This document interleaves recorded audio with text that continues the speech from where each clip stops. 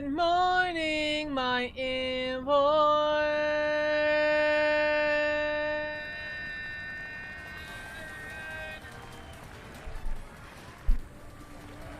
Good morning, Hernopolis. Good morning, Skybird. What's up, what's up, what's up, what's up, my fuckos?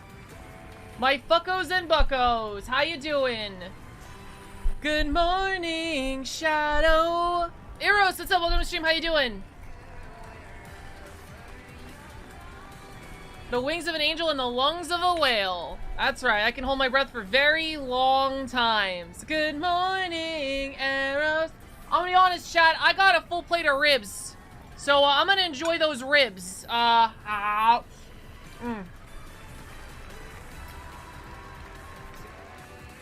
morning, Austin.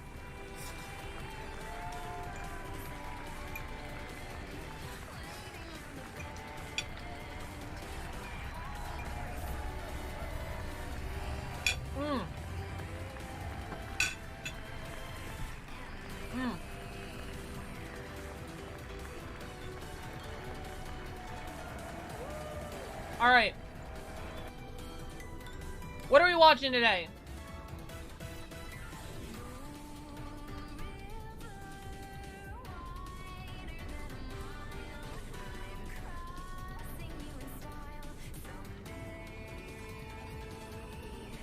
Oh, dream maker, you heart breaker, wherever you're going, I'm going your way. I don't know what it is about that song. I could never get sick of it. It's so fucking good, dude. It's so good. It's like crack. It's like, there it is. Oh, our overlay's down. Okay, we're just gonna watch videos like this. Alright. Minecraft 1.20. I don't think we've seen this one. Yeah, 4 days ago. Alright. More Minecraft guides! More Minecraft guides! More Minecraft guides! More Minecraft! More Minecraft! More Minecraft! Can I get more Minecraft in the chat? Can I get more Minecraft in the chat? We're playing fucking Minecraft. We're playing Dead Space today, but we're playing Minecraft. Has introduced a brand new wood type into the game, the beautiful cherry trees. So in this video, learn everything about how to find, farm, and grow this new addition to Minecraft's current wood types. If you want to find the brand new cherry tree wood type, which looks like this, having pink leaves, pink wood, and also sort of a dark purplish bark, you have to... Okay. My computer cannot handle the 4K while streaming.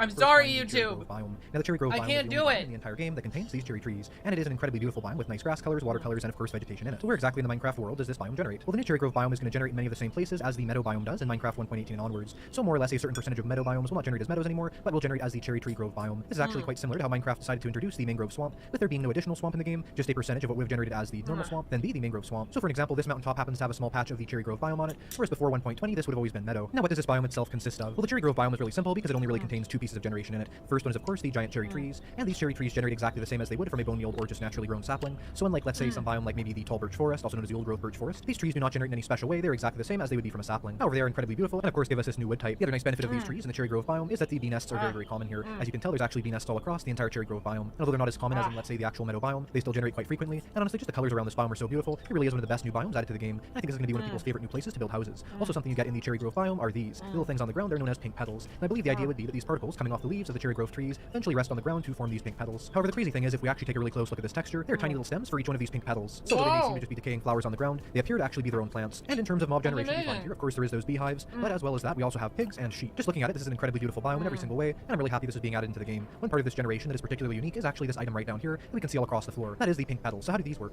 Well, basically the pink petals only generate in one place, and that's all across the cherry grove biome, but they do not come from the leaves. What do I mean by that? Well, of course, the look of these leaves is that they're dripping down petals onto the ground. That is what I think Mojang is trying to get across by those. However, as you can see above me, I've placed down a massive roof of the cherry tree leaves. Oh my God. Going down, but none of the pink petals are making their way onto the ground. So basically those do not actually actively add the pink petals. Pink petals themselves are kind of interesting how they're placed, because they actually work quite similarly to the candle or the sea pickle. So what do I mean by that? Basically you right click on the ground once, and that places down one of the pink petals, and you can keep right clicking to add more of them up to 4. So it's kind of this strange new placement system. These also do not require silk touch or shears to pick up. You can literally just pick them up with your fist. The pink petals themselves and the actual fact of this biome existing basically gives the player infinite pink dye, because of course as you can see here there's literally hundreds of these petals even in a very small area, and they can be broken very easily, and these directly craft one pink petal into one pink dye. And so because of that you can get yourself an infinite source of fundamentally free pink dye from this awesome cherry tree grove biome. However, if for some strange strange reason the insane amount of these flowers that are already in the biome is not enough for you, there is one other thing you can do. Place down a single pink petal and right-click on it with bone meal. As you can see, when we bone meal it gives us one more pink petal. However, if we bone meal it again once it's completely full, one pink petal will pop off for every single bone meal we put on there. And so you can generate a whole bunch of it this way. You could even do this with a I'm dispenser. so glad they're moving to that for flowers. And you can see it's growing us tons more of those pink That's petals. so And of course, they start fucking popping good. off. However, this is not actually the most efficient way to use bone meal to get yourself more pink petals. The best thing to do is to go into the cherry grove biome and break away a bunch of the pink petals as well as grass. And then if you bone meal the grass in this biome here, you'll notice as well sometimes you'll just get a big tuft of grass. There's also sometimes here some pink petals. And for instance, between those two, that was 5 pink petals. And considering the fact that the normal price we're going for is 1 bone meal into 1 pink petal, by bone meal this way, we're multiplying our amount of pink petals by a ton. So for instance, right there, we had 3, 4, 5, 6, 7, 8. That is a lot more than 1. If we bone meal over here, there's even more. Once I've cleared the grass away, let's see what we get from only 1 piece of bone meal. And that was 17 pink petals per bone meal. This is obviously the superior method for getting yourself pink petals. And also if there's an area of this biome that doesn't have enough pink in it already, feel free to bone meal the ground to get even more. As you can see, of course, already, there's usually so many of these pink petals, there's not much of a point. And if you're wanting to farm these, they are breakable. I by love logs. You can get yourself a ton of these insanely quickly. Right. And as well as that, you can also compost them. Although they don't have an insanely great compost rate, they're definitely decent, and so you can get yourself a whole ton of free bone meal out of this biome. But let's move on to the next pink thing inside of the cherry grove biome. That is actually not the beehives, but the cherry tree leaves. Now the cherry tree leaves are obviously a very interesting leaf inside of the game because they're not green basically. But outside of that, they actually work pretty standard to most other leaves. Now unlike let's say the netherwood where the leaves of that don't really disappear unless you manually break them, thankfully with the leaves of the cherry trees they will disappear on their own. And of course they work like most other trees where you just cannot have any logs nearby them, and if there are no logs nearby, then of course those logs aren't sustaining them, and the trees can actually disappear. So if we turn up the random tick speed, you can actually see all these leaves disappearing, and as well as disappearing, they also do drop us 2 types of items. The first one is the incredibly beautiful cherry sapling. This sapling alone is an amazing addition to the game because of how beautiful it is, and it also sort of resembling a bonsai tree. But also as well as that, you do have the standard stick drop that you get from most trees in the game, and so more or less what this means is that when you're farming the cherry trees, you're gonna get those nice benefits like the free saplings and the sticks that you wouldn't necessarily get from something like mangrove wood, because of course with that you have to manually grow the propagules. Now thankfully, fortune also works on these, so if you want to get yourself a absolutely massive amount of sticks as well as saplings, be sure to go through this biome breaking all the leaves with a fortune hoe. However, if you think these leaves are incredibly beautiful and should be built with on their own, which I would definitely agree with you on, as these are insanely beautiful trees with such nice leaves, we can collect these with shears and place them back down. They will not decay if they are on the ground. However, of course, you can also collect these with other things if you want. So for instance, a silk touch axe will technically drop these, with the ideal tool being a silk touch hoe. And something I love about these is that they can be waterlogged. And honestly, the look between the water in this biome and the pink cherry tree leaves is super beautiful. So even though we're literally looking at one block that's happened to be waterlogged, I really think that a big wall of these leaves also being waterlogged is a beautiful thing you could add, especially considering the fact that water cannot go anywhere. And as well as that, these being waterlogged, they're actually entirely blast proof, and it is actually impossible to even set them on fire. You can't even right click on these for the time they started. Now other than their visual appearance, oh my god, new OP building material. And that's the fact of these dripping particles that come off of them. You can especially see it right here. There is a ton of these particles. I believe there is a limited number inside the entire world. So for instance, if you had an insane amount of these leaves above you, it probably would not look like it's, let's say, raining those pink particles, but still it's a very cool way of sort of showing the leaves being slowly dropped off from these blocks. As of course the idea behind these is being the cherry blossom or sakura trees, which of course at certain times in the year are covered with hundreds and hundreds of these cherry blossoms that do eventually fall off of them. This is actually one of the first times too that Minecraft has definitively given us a biome that has a season to it, with this biome obviously being the season that the cherry trees have those flowers in. As of course any other time of year, the cherry trees wouldn't be anywhere near as interesting. And these pink particles basically work the exact same as the honey particles or lava and water particles that come off of beehives and also from blocks underneath lava and water. But enough about the leaves, let's go on to the prize of this entire thing, the wood itself. So of course the actual logs are pretty common. As you can see here, there's a large number of them that are easy to grab and access. Although certain logs in here aren't the easiest to reach, there are a couple you might have to pile up a bit for. Overall, this is not an incredibly difficult tree to chop down, and as one that if you see here can even have up to 3 or 4 prongs in them with all kinds of logs across it. Now in real life, the wood of the cherry tree is not pink like this. However, in Minecraft, I think they decided to add a pink wood type because Minecraft already has a lot of wood types with the same color as the cherry tree wood would be. Now something good to know is it's definitely not fire resistant. In fact, unlike let's say the very colorful netherwoods, being colorful is not the requirement for not being flammable. So be careful about that, especially considering the fact these trees often touch each other. It can definitely cause crazy forest fires. Now in terms of the actual texture of this, it is very light. In fact, the lightest wood type we've ever had. And obviously it's also colored, which does change that a little bit. Let's compare this to the birch wood and see which one's lighter. As of course the birch wood has always been Minecraft's lightest colored wood. And if we place down these birch planks right next to it, they're actually darker than it. Now of course they're still a very light colored wood, but they are 100% darker than this cherry tree wood, which is honestly really crazy. Even just looking at this straight on, it is really, really bright. So it definitely can be used in a lot of accents. However, the log itself, which of course we can craft directly into the wood, which means that there is the bark texture on every side. This is a very unique log. And if you take a look here, it almost has a purplish texture. Incredibly, incredibly dark pink or purple is how I describe this. Almost slightly chocolatey looking in a sense. This is a truly beautiful wood type. Another great benefit of this is that the log item looks a lot different from the planks, because in certain wood types where the logs and the planks are similar, you can't really build with them together as they just don't contrast enough. However, with this, they definitely contrast enough. Although of course the exposed side is similar, we can still do some really beautiful things, like let's say making a wall out of the cherry planks, which have of course a very cotton candy pink look to them, and then we can actually outline this build with the logs, and it doesn't even look bad together at all. In fact, those look really good. This is honestly going to add a lot of awesome options for Minecraft's builders, and as well as let's say the bamboo blocks. This is again another sort of Asian type tree, and so I think it's really cool that Minecraft is adding all of these biomes and wood types from Asia, because it really does give us a bunch more opportunities in terms of building in different styles that aren't just medieval. Also sort of globalizing Minecraft's biomes. I'm hoping along with this we might eventually get some more jungle updates to make a more realistic and unique jungle biome. Here's the appearance of everything that can be crafted. Oh, that's interesting. Of course, to start, we have these interesting trapdoors and doors. These really do have a very candy-like look to them, almost looking like they're made out of bubblegum or some sort of other candy. Of course, we have the logs here and the stripped versions of those, and the planks, and we have a full wood set here, including things like gates and fence gates that can all be made out of this wood. For a bit of a darker pink look, we have the hanging sign that is made out of the cherry tree wood. Whereas the standard sign is much more standard in terms of its color, and there's also the boat and the chest boat. And these boats just honestly look so funny compared to all the others in the game, being so incredibly bright. They look like they're kind of fake. I mean, don't get me wrong, I love this wood type for sure, but that color isn't necessarily the most convincing wood color. Now we also have the leaves and the buttons and the pressure plates here, and the sapling. And speaking of the sapling, it's actually really awesome because you have the additional decorative opportunities of this absolutely beautiful cherry sapling in a pot. The potted cherry saplings I think look so good. This alone really makes this update amazing because it gives us this appearance of a bonsai tree, and the texture of it is really nice. I think overall Mojang did a great job with the textures of these blocks. Although of course they're not realistic to real life cherry trees, they are still really fun. Also here's something really crazy. You would definitely not think of this by looking at it, but the cherry tree log is probably the darkest log in the entire game. Here are some of Minecraft's darkest logs in terms of the log that's on them. You can see of course here we have the spruce and the cherry, the dark oak, of course the acacia, as well as the mangrove wood. But in terms of the look of the bark itself, we have this incredibly dark texture here, really having some darker tones in it than even this wood type. And so I think this log itself alone will just have some amazing opportunities to it, but also the strip variation of it having that slightly darker tone of pink that's a little bit honestly less on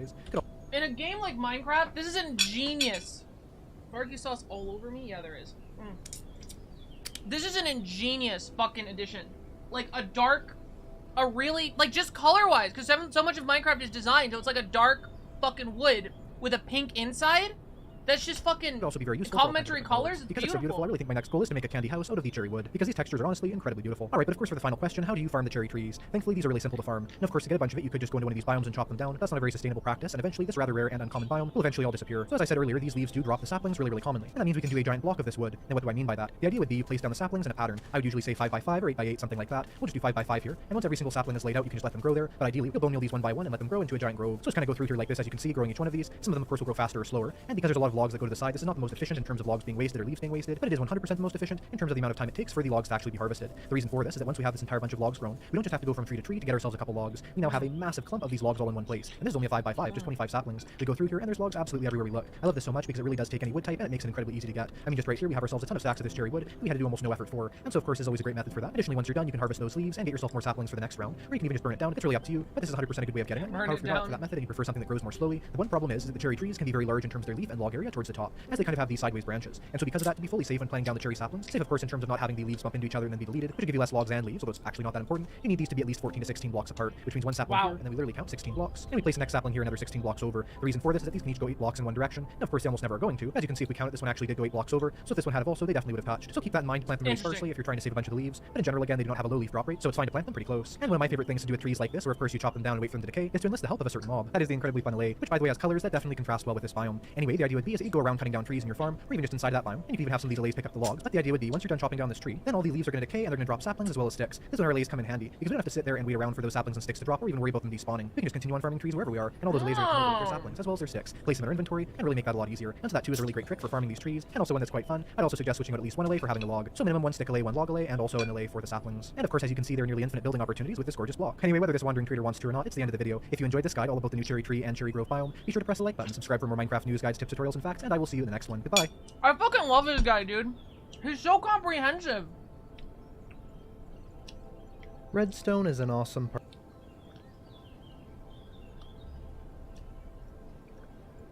Minecraft 1.20 Now a is adding trim more guide armor trims into the game. However, this way of decorating your armor is actually very complicated, but no worries, because in this Minecraft armor trims guide, I'll explain everything about it. Now, the smithing table was added in Minecraft 1.14, however, that has been changed. Let's say we have a chainmail chestplate. If we want to add an armor trim to this, we first need to find a smithing template. Now, smithing templates can be found all around the Minecraft world, mainly in structures, and I'll go into how to find each one a little bit later on. Now, each of the smithing templates, you can also get more of them, with a crafting recipe similar to the smithing template upgrade, and that is to have 7 diamonds, plus the smithing template, and a corresponding piece of stone, which will give you more of those. And of course, by doing this, we can get a bunch of this dune template, for example. Now, these are a bit different. We place in a smithing template, we place in whatever piece of armor we want. We cannot do this with way tools, too but fucking armor trims, expensive. we then put that in there with whatever piece of armor we want of any type, and also something to trim it with. Now there's 11 different materials you can use, and I'll go into all of them later, but for example, we could use diamond, or we could use redstone. We may as well use redstone with this one, and it consumes that armor trim template. It also, of course, converts that chestplate into the trim type, and whatever material we put in there for the trim type to be. So right here now we have a chestplate which has that beautiful red trim on it, and as you can see there's a specific pattern to that. There are 11 different smithing templates, each one of them gives you completely unique patterns on each piece of armor. So for example, we could have here that exact same dune template applied to a helmet or legging.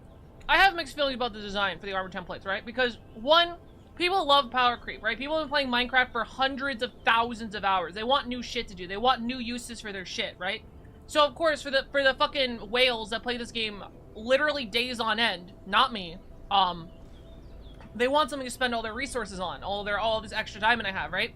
So in that, I don't think this is a bad idea, because if you die, you lose the materials, but if you're that at point in the late game, it's fine. It's like a late game thing. But it's not really usable for someone who is new to the game and doesn't know how to do a super mega gold farm, iron farm, shit like that. Doesn't have access to infinite resources, right? It's not beginner or user friendly at all. Because you have to use rare materials just for a cosmetic upgrade, and if you die, you lose it all. You lose everything. What's up, Gray? Welcome to the stream. How you doing? Watching Minecraft videos while I'm eating ribs. It's really good. So, like, you know, he spent a diamond to multiply these, and he spent redstone to do this, and he has his iron armor. If he dies and he can't get back to spawn, it's gone. If he falls in lava, it's gone. That's it. All those resources, gone. And it's for cosmetics. It's not even anything else. So, especially for cosmetics, I feel like it should be cheaper. Do that, so we'll just place the template in here, plus redstone, plus the things we're going to upgrade, and you can see that there's interesting patterns for each one of these, but these patterns would be different if we had a different smithing template. Like, let's say instead of the dune armor trim template, maybe if we had the wild template. And now you can see all of our chainmail armor looks really cool. Now that is the primary basics of the armor trims, but let's go into advanced uses and all the info you need to know about them in this ultimate guide, because they are very complicated. We're going to start off with how to get every single armor trim template. As you can see, there are 11 different templates in the game, and they are found all across the entire Minecraft world. First, there is the Spire armor trim, which can be found inside of end cities. And while you're here in the end, be sure to grab a couple purple blocks, because to get more of the Spire armor trim, you need 7 diamonds, the Spire armor trim, as well as a purple block, then get a very large supply of these. If you want to get the eye armor trim, head to Stronghold Libraries, and inside of those chests you can find the smithing template. Now if you want more of this template, you actually have to go to the end dimension. 1 end stone plus the eye armor trim, and then of course your 7 diamonds are going to duplicate that, and then you can get yourself more that way. If you want to find the snout armor trim, which should not be mistaken with the snout banner pattern, simply look inside Bastion Remnant chests, and there's a rare chance to find that snout armor trim. If you want to get more of the snout armor trim, then you have 1 black Trying stone, not to 1 get my snout armor hands trim, dirty, and but 7 it's diamonds. ribs, chat. That I'm will gonna have to duplicate get in that fully, there. of course costing 7 diamonds and 1 black stone. The rib armor trim. This is found inside the nether fortress, inside of nether fortress chests. And here we have one right here. If you want to get more of the rib armor trim, it's fairly easy. All you need to do is surround that fully inside of diamonds, and of course also have it in a piece of netherrack, which is sort of like the nether stone.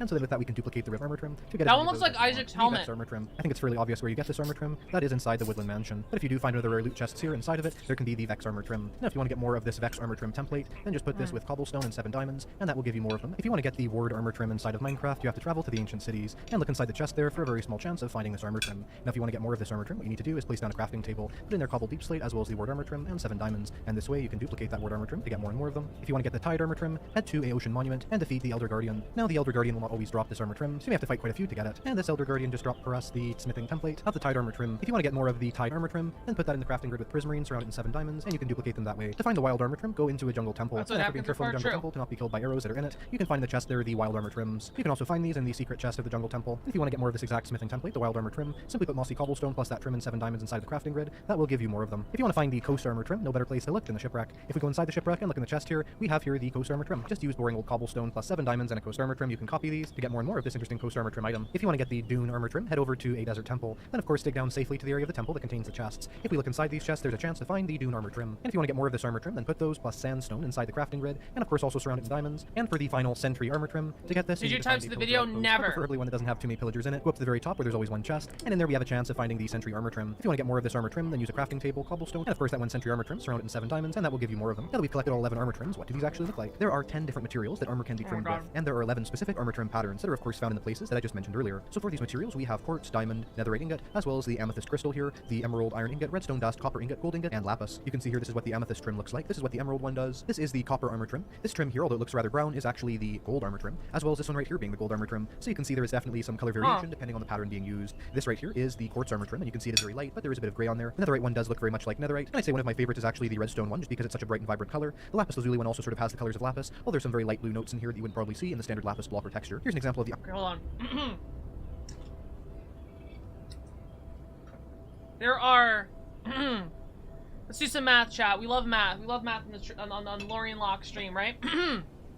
There are 5 materials armor can be made out of, right? There are 11 different patterns. And then how many materials did he say? Your ad block can be improved? Aren't they killing ad block? 5 times 11. It's 55 already. Is that it? Is it only 55? 5 armor types. Leather, iron, gold, diamond, nether. Each one of those can have 11. Yeah, okay, so we're only up to 55 so far. And then, how many different? as well as the amethyst 1, crystal 2, here, 3, the 4, emerald iron 5, ingot, 6, redstone dust, 7, copper 8, ingot, gold ingot, 9, and lapis. 10. So times 10, because each one of those 55. Chainmail? Shit. 6 times 11 times 10. Because each one of those, right, can get any of the armor trims, and any of those armor trims can be made out of any of the materials. There's 666 different armors. That's cool. Still too expensive. That's really cool. Still way too fucking expensive. Technically the turtle shell? You can't put that on the turtle shell. So 666, 660. I don't know the equation to even do like the different computations of like how many different armor types, but it's got to be in the 10,000s. Because it would be you know, oh, gold with iron, with leather, because there's 4 different armor types of different materials, so you can mix and match. I don't know what the math is to get this number to that number, but it's a massive fucking number. lapis. You can see here this is what the amethyst trim looks like. This is what the emerald one does. This is the copper armor trim. This trim here, although it looks rather brown, is actually the gold armor trim, as well as this one right here being the gold armor trim. So you can see there is definitely some color variation depending on the pattern being used. This right here is the quartz armor trim, and you can see it is very light, but there is a bit of gray on there. The netherite one does look very much like netherite, and I'd say one of my favorites is actually the redstone one, just because it's such a bright and vibrant color. The lapis lazuli one also sort of has the colors of lapis, while there's some very light blue notes in here that you wouldn't probably see in the standard lapis block or texture. Here's an example of the iron armor trim, and you can see what I mean with the iron looking rather similar to the quartz, but still there is a difference in the coloring. There's definitely a lot of variation depending on what we're using. Let's take a look at the patterns themselves. Right here we have the smithing template of the coast armor trim, and for the visuals of this, we sort of have these bands that go all the way around the armor, one of course on the leggings, the boots, the chest plate, as well as the helmet, and there's kind of this dip down in it there. Nothing too crazy, but still a nice trim. This right here is the dune smithing template armor trim, and this one contains a sort of 4-pixel pattern, almost like a flower, that appears on the chest plate. The helmet has kind of a mohawk look to it. Oh, that's the same symbol as on Desert Temples, which also has that sort of flower shape, and the boots on the front my hair looks better. Awesome. The ward armor trim, which is the ancient city one, also just again has a very standard band going around the helmet, but the chest plate here has a strange pattern with sort of an O shape or a circle, and then 2 dots on either side, which I think is meant to look somewhat wardenish. The leggings here have 2 bands that link up around the top, and the boots again also just have a single line around them, but it's a bit lower placed than either of these 2 patterns. This is the nether fortress armor trim called the rib armor trim, and this one is very distinct, literally just having ribs on the side of the armor, and as I mentioned earlier, the colors on the trim Dead be darker Space than the standard trim. This is the pillager outpost sentry armor trim, and this one is also rather similar in its looks to the coast one, where we basically just have lines going around the armor, but the main difference here is not, let's say, on the helmet, but actually on the chest plate here. All this changes is there's just a trim that goes around the shoulder pieces. The actual main body of the chest plate is exactly the same. So if you want a very light looking color change to your armor, the sentry armor trim is for you. What if they made redstone armor trim on a stand count as a redstone conductive block? I think they should. Wait, I genuinely think they should. Wait a minute. Wait, they should do that. Wait, that should be a thing. Like if your suit is made of copper, you can't get hit by lightning. Or if your suit is made of redstone, you take more damage from lightning. Would that not be awesome? We're watching Minecraft smithing videos tonight? No, Dead Space later. I don't know what you'd be able... Like, imagine if you could complete redstone circuits. That sounds awful. Like, you're just walking by your house, accidentally turning on your fucking, automatic, crusher or something. A door doesn't activate unless you step on a very specific spot because it needs a redstone signal to activate the door. I guess you wouldn't need a pressure plate. You would be your own pressure plate. That does sound awful. That does sound fucking awful. If your boots were made of redstone, everywhere you stepped was like a pressure plate. Literally walk and activate TNT. But it'd be cool. Same with the leggings and with the boots here. Again, it seems like with most of these, we just tend to have a circle that goes around there. The wild armor trim gives us, I guess, what's meant to look like a very wild-looking texture. The helmet here is interesting because the line that goes around it is very low down, so sort of at the eye level of the player. Same with this one. Again, we have this line that goes around the shoulder piece and also the main body of that, and that's also rather low down. On the leggings here, we have this really high up upper line here that actually goes to the very top of the leggings. And on the boots, we have something similar also, with the trim here being almost at the very bottom of the boots, which I think definitely makes that be useful. And now for this armor trim here, it is very easy to see what it's meant to represent. That is the prismarine bricks. As you can see here, it has that kind of 3-pronged texture there, and you can also see the actual shape of the armor is changed slightly, because if you notice here, instead of it just having 1 block lower on the chest plate here, there's actually a 2-block lower dip, so that kind of makes the entire shape of the armor also be slightly modified. Just like how on some of these trims, you can notice the shape of this armor is also somewhat changed on the chest plates. This one is also super easy to see what's meant to represent. That's because it's the Vex armor trim. At the core of it, the Vex armor trim are meant to resemble the garments of the Evoker, with the helmet having the kind of funny evil eyebrows that you see on Illagers as well, and of course also the Vexes. And on the back of this armor trim, there's almost no decoration at all. Now this next armor trim, for good reason, is my favorite, as of course it is the eye trim, and the eye trim also has these sort of eyebrow-looking textures on them. As you can see here, nowhere near as big as the Vex ones, but we still have these 2 pixels here that are kind of meant to represent that. On the actual chest plate though, that's where we see the eye texture, not really anywhere else. With this massive circle there, something tells me on every piece of armor I make from now on, I should probably put the eye texture on it. Definitely a very nice armor trim, with the leggings being a little bit less unique, but still also having some interesting texture lines on them. And the spire armor trim isn't super unique, but the factor of it which is interesting is we have sort of this zigzag pattern on there, especially on the leggings there, you can see it goes up on the corners, then down, then upwards, and downwards, so kind of going back and forth like that. The same thing is true also on the trim that goes around the bottom of the boots here, and that of the chest plate. Finally, we have the snout smithing template. We look at the helmet here, this is probably one of my favorite helmet textures, as there's not just this line that goes across most of them, but we actually have these strange sort of I think it's really cool, genuinely. But, I don't know, when you see in a Fallout game, a T-51 suit of armor, you know, holy shit, that's a Brotherhood of Steel motherfucker. Right? So it's the same idea. Like, I like the idea and the cool things you could do with armor. Like, if I was on a server with a whole bunch of my little minions, I could make, like, a standard... Are you ready to meet Jesus, Lori? I am Jesus. You could make, like, a standard sort of pattern that all of your soldiers wear.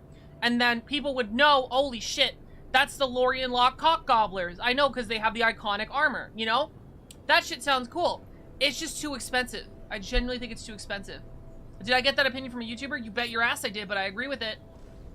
orbs that are on the side here, mini gems. This could look perfect for a crown, and the chest plate isn't particularly piglin looking, but still is interesting with these kind of large amounts of color on there, shoulder pads with lots of detail, and these separated little pixel sections there, where you see the leggings. This is where we definitely get that pillager aesthetic. As you can see, just like the piglin brute, we have this massive buckle inside the texture, as well as these small little dots that go around here, almost looking like inset gems. And on the boots themselves, the trim is on the very bottom, lower than any of the other trims, and this could definitely be used to make it look like you sort of have some reinforcement on your shoes. So that's what all the armor trims look like in terms of the colors, but also in terms of the visuals. Of course, we can again put these on any single type of armor we want, and in fact, I'll trim this with the diamonds, as I didn't show off the diamond trims here before, although you definitely can put trims on something of their same type. You can notice here, not only does the diamond trim look really awesome, and we also have these strange sort of angry looking eyebrows or maybe horns on our texture here. There's also, of course, the fact that you can see that trim much better, as there's a lot of it that would be over just blank pixels before. It is now going over that chainmail. Now the big question you might be wondering is, what are the actual uses of the armor trims? Since they are fully cosmetic, is there any practical reason to get these inside the game? And thankfully, the answer is yes. In fact, I'm going to show you some awesome things you can do out of the armor trims. The first thing is to mark out enchantments on armor, as of course generally it's hard to see which enchantments on which armor, Whoa.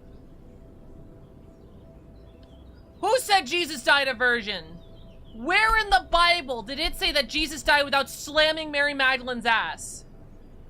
Where does it say Jesus did not have sex? Maybe your Jesus. My Jesus banged. My Jesus banged like there was no tomorrow. My Jesus banged before he knew he was the Son of God. What the fuck, do you know how much Riz Jesus H. Christ had?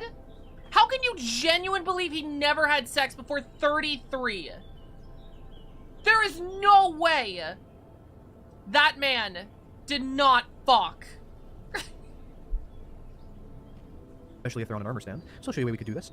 What do you think he did between leaving the cave and getting found again? Exactly. Exactly. Bro, he was going around town with his 12 apostles. Do you know what they were getting down to? We don't know. We only know what they put down in the books. Allegedly. Let's see, on our helmet, we have fire protection. On the chest plate, we also have fire protection. Then we have blast protection on the leggings, and on the boots, we're going to have feather falling 4. Then if we go over here to our armor trimming station, of course, the smithing table, we can... Not to get political. I'm going to get political. Not to get political. I genuinely think Jesus Christ probably existed. I probably think he was a real person. And I definitely think he slammed fucking ass. Put with the spire armor trim, for example, it doesn't really matter which one it is, a red trim on that fire protection armor, so of course the chest plate and the helmet. Then for the blast protection, we could put an emerald, because it's green, sort of like creepers, and then of course what you would normally be exploded by. And then with the feather falling, we could put white, to be light and fluffy like clouds. We put on all this armor, and our armor does look really awesome. We also have this instant visual recognition that those two pieces of armor are fire protection.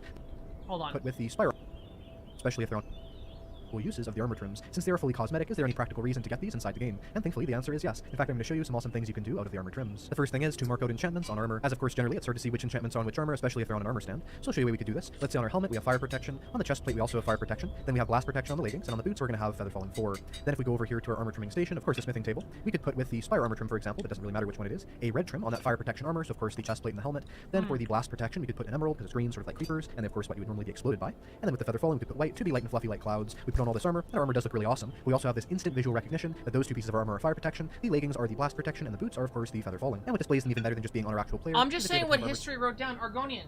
Argonian. I went to Catholic school for 12 years. Argonian.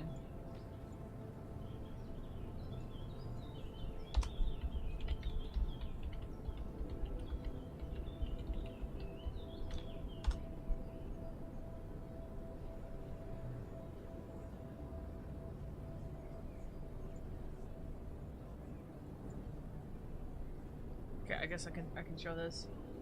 We're doing this. Okay, Cura, USA Today, Evangelist Universal. Are any of these gonna be a good source? Release the Snyder Bible, yeah. Did you really go to Catholic school? Yeah. Death of the Virgin? I don't know what that is. The Bible doesn't have to say that Jesus is without sin, for we do not have a high priest who sympathize. Doesn't really tell us anything. Jesus died a virgin. Argonian. Cite your source, Argonian! Listen, the gauntlet has been thrown, the floor is yours. State your case. Where does it say in the Bible that Jesus did not die that Jesus died before having sex? Where does it say that?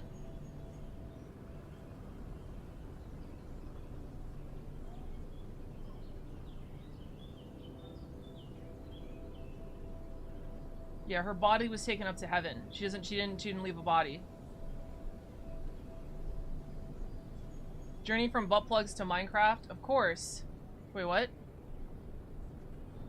What was the journey from butt plugs to Minecraft? Wait, what? What caused Adam and Eve to get kicked out of the garden? Even some say it was an apple, others say it was a whole different fruit. In the Bible, it just says the fruit of knowledge. If you're being literal, yeah, it was a fruit of knowledge. If you're being metaphorical, it could mean they challenged God. They did the doesn't matter what the fruit was because they disobeyed God. It was you know, the child sort of thinking they know better than the parent and rebelling. A citizen going against their government, just being like, no, I know better than you do. It's just those are the sort of thing. I'm just saying what my Uncle Angelo read to me.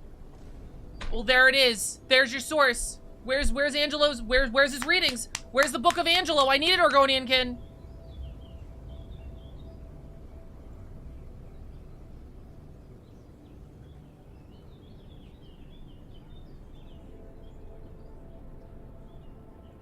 Lorian the party is unable to sympathize with our weakness, but one who has ever sected we are, yet without sin.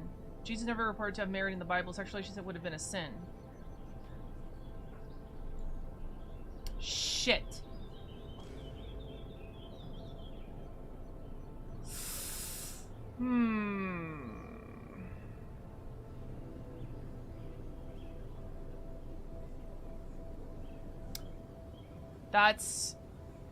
That's pretty convincing. That this is the most convincing argument I've, in 12 years of Catholic school, this is the most convincing argument I've ever heard about Jesus being a virgin. I would say that banging isn't a sin, ergo Jesus can still be without sin and still slam ass. Because I don't think having sex is a sin. Shocker!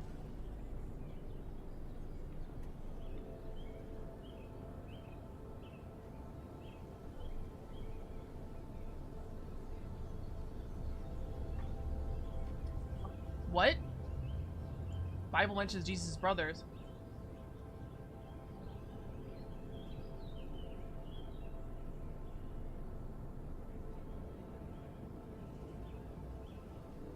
This is a good point. Isn't anal sex safe anyway? Yeah, he probably slammed anal sex. That's not a sin. Sex or marriages, perhaps Jesus was married to Mary? Magdalene? No, I don't think so.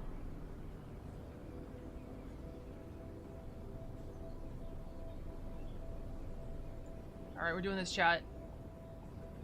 I mean, this is Reddit. Hold on. Oh, this is Pathfinder.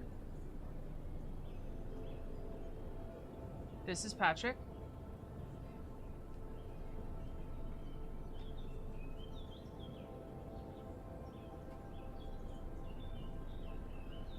There is no evidence to suggest Jesus Christ did not slam ass. Opened up a huge can of worms. I'm telling you, Argonian! You brought it up! Defend your statement! I'm sorry, I'm picking on you because you're a regular and I know you can take it. Anyway. Jesus Christ slammed ass. You can't prove otherwise.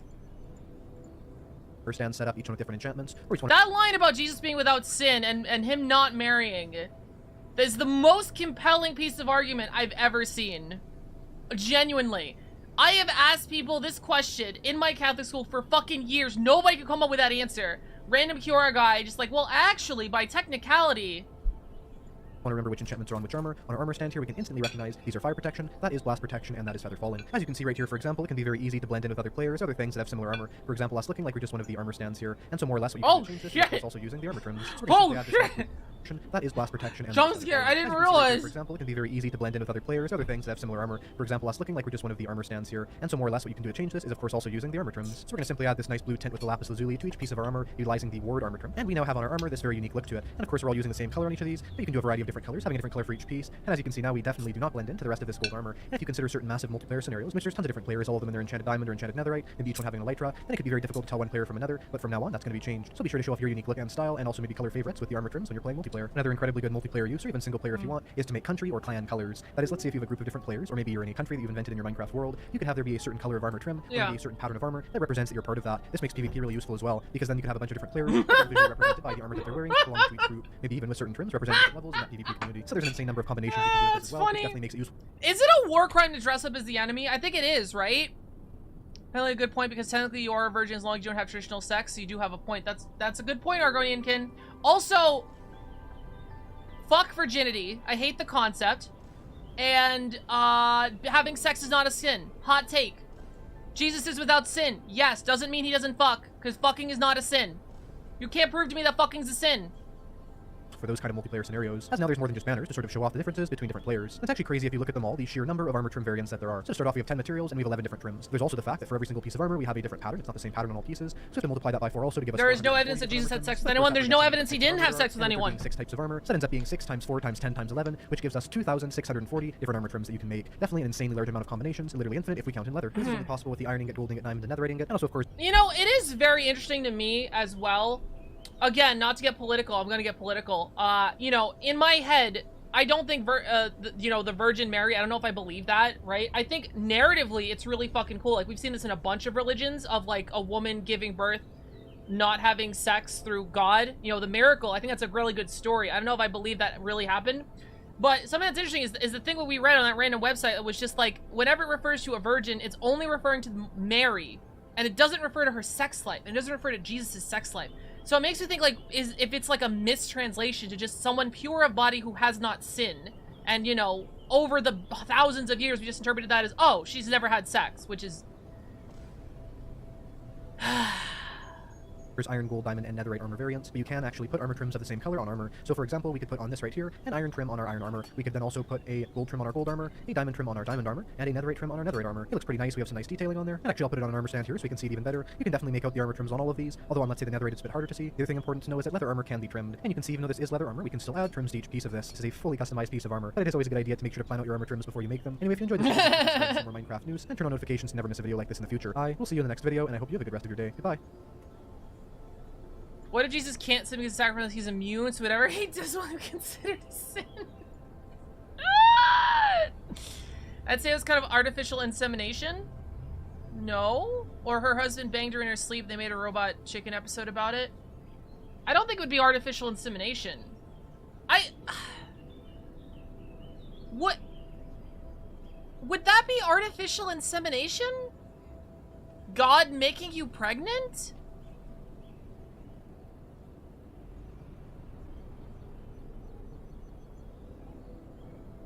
Does Virgin Mary only reference the way that Jesus was conceived? No. No. Well, original sin.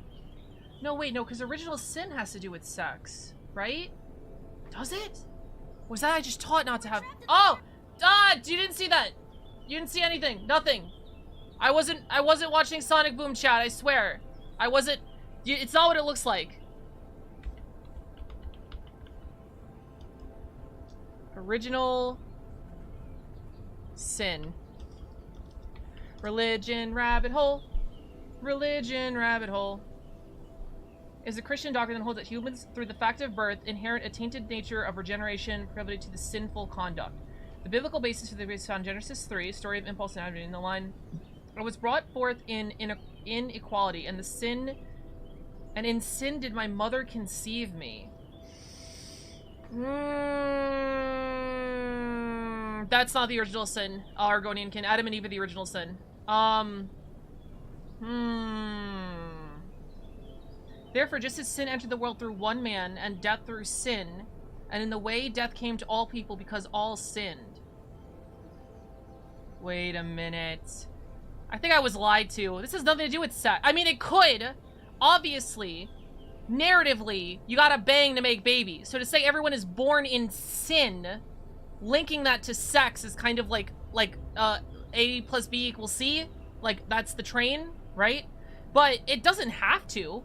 The original sin could be the rejection of authority that Adam and Eve did. The taking of the knowledge fruit. That could be the original sin that everyone is born to because it's tainted them to their core. It doesn't necessarily have to be sex. Emerged 3rd century became fully formed with the writings of Augustine de Hippo. Augustine de Hippo? That's a real person? Hold on, I can show you guys this. Augustine de Hippo. The Bible is original sin that Cain murdered his brother Abel, which is what... Wait. I don't think that's original sin.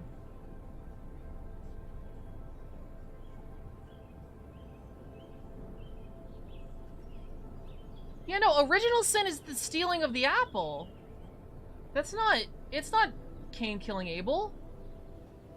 The first, I did a thing God says not to. Yeah. Okay, sorry. Story of repulsion in the line. Yeah. You know, who was the first author to use the phrase original sin, influenced by the Council of Carthage and thought in Protestant reformers and Martha John equated with hurtful desire, assuming are usually sensual longing, Christianity, okay. For reasons into baptism and completely destroyed the freedom to do good, opposing evil for religion movement, which Roman Catholic Church is heretical, maintaining the original sin of the freedom of will. The Catholic Church declares that baptism by inferring the life of Christ's face eases original sin and turns man back towards God, but the consequences for nature, weakened and inclined to evil, persistent in man, summon his Jesus fucking Christ. And that weakened and diminished by Adam's fall. Yeah, the original sin is the apple. It's not Cain and Abel, iconic silly route, and betrayal. Yes. The Bible begs to differ. I do not a referee. I tried once where I pretend to be a girl.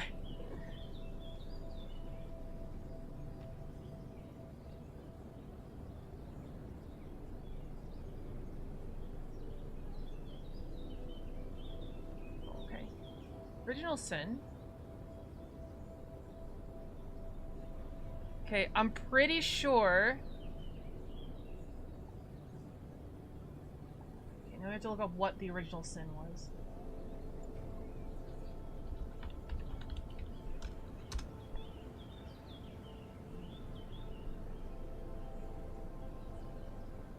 Disobedient eating the forbidden fruit. Guys, forbidden.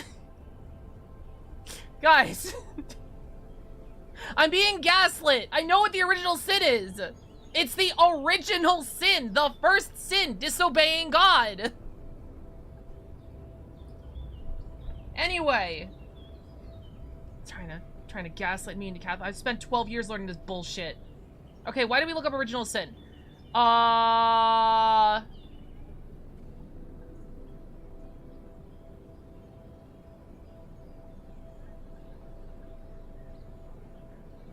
is this so fucking long? Lucas's response.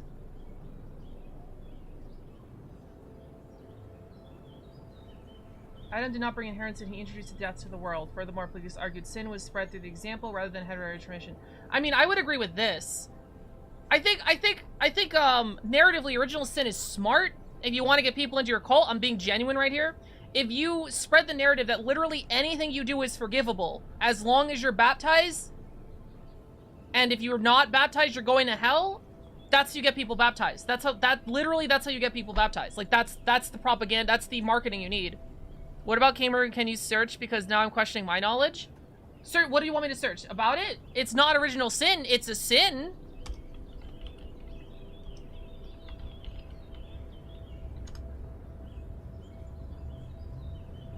Cain and Abel. And the blood of Cain was the first child of indeed. Cain, the firstborn, was a farmer. His brother Abel was a shepherd. The brother made sacrifice to God. By the blood of Cain, they murdered Abel. Whereas God punished Cain by condemning him to a life of wandering. And then Cain dwelt in the land of Nod, where he built a city and followed the line of descendants beginning with Enoch. This sounds familiar.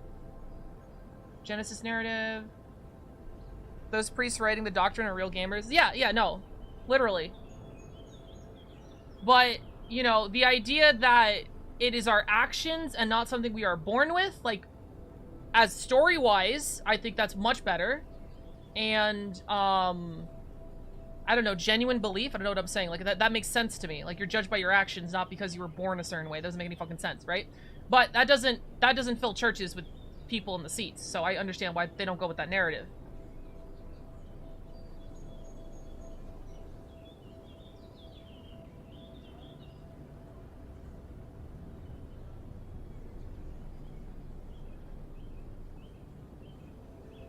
If that's not the original sin, then why is the first rule of the commandments is thou shalt not kill? So people don't kill each other? What did you want the first rule of the commandments? Don't eat God's fruit? I'm so confused. Don't question authority? I don't mean to be aggressive. That was more hostile than I should have, Mr. Soup. But no, I don't know. It's because you're not supposed to kill people. It's an intensity order I was taught. The first one is the biggest. Don't fucking kill people. So that's why it's the first one. That's why I was taught. It's intensity order. Ours our own, no one, yeah.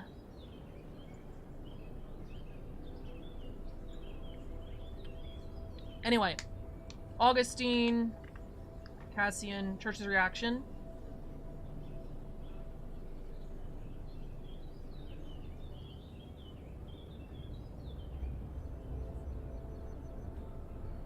Control F, sex.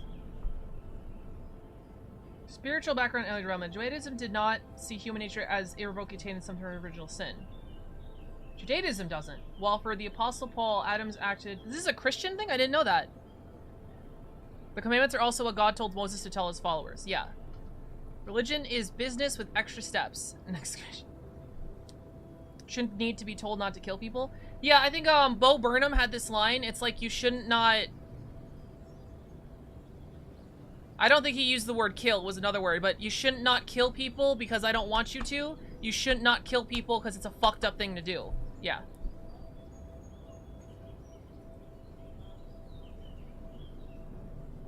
Since story of Cain and Abel were born after Adam and Eve. Sorry, I sound like an idiot. No, it's okay. It's okay, Mr. Stu. It's okay to be wrong. You're okay to be wrong here. I'm gonna get aggressive, and then New York's gonna come out, and I'm gonna yell at you, and I hope I don't make you feel too much like bad. But it's okay to be wrong.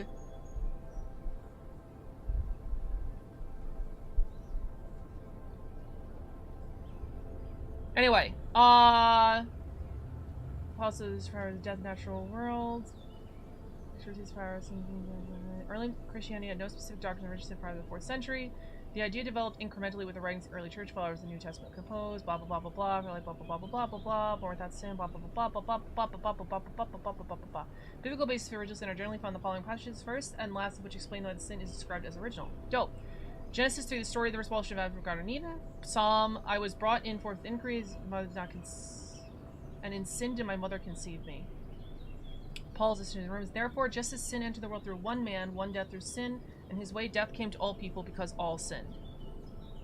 Okay, alright, alright, alright. Genesis 3, the story of the Garden of Eden makes no association between sex and disobedience of Adam and Eve, nor is the serpent associated with Satan, nor the words sin, progression, rebellion, or guilt mentioned. Interesting. So when did this start? Where was this modern interpretation from?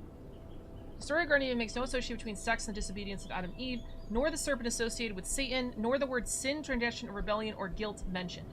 The words of Psalm 51:5 read, behold, I was brought forth... Okay, we just read that. Since the moment of their conception, there's little support the idea that it was meant to implicate to be applicable to all humanity. While Paul and the Romans thought one man entered the world, his meaning is that God punishes later generations the deeds of Adam, not that Adam's story is represented for all humanity. This is hilarious. This is fucking hilarious. You sound aggressive compared to nothing but the wrath of my parents. You're good. Yeah. No, I usually go a lot worse, but you know, when you're in context like mock debating with someone in person, it's a lot different than me yelling at a Twitch chat. So I don't want people to, you know. That's interesting. So why was I taught that original sin was sex? God damn it! Written up by a bunch of pent-up men who in theory are not supposed to be horny.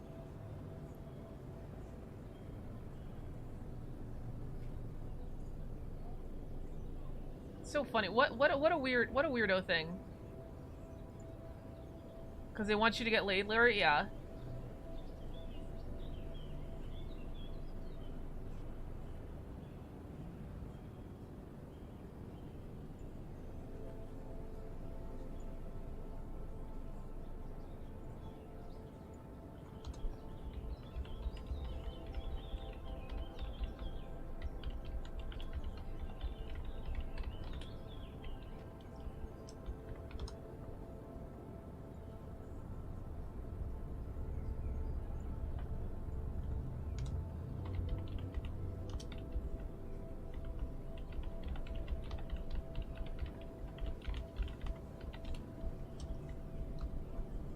Okay. Anyway.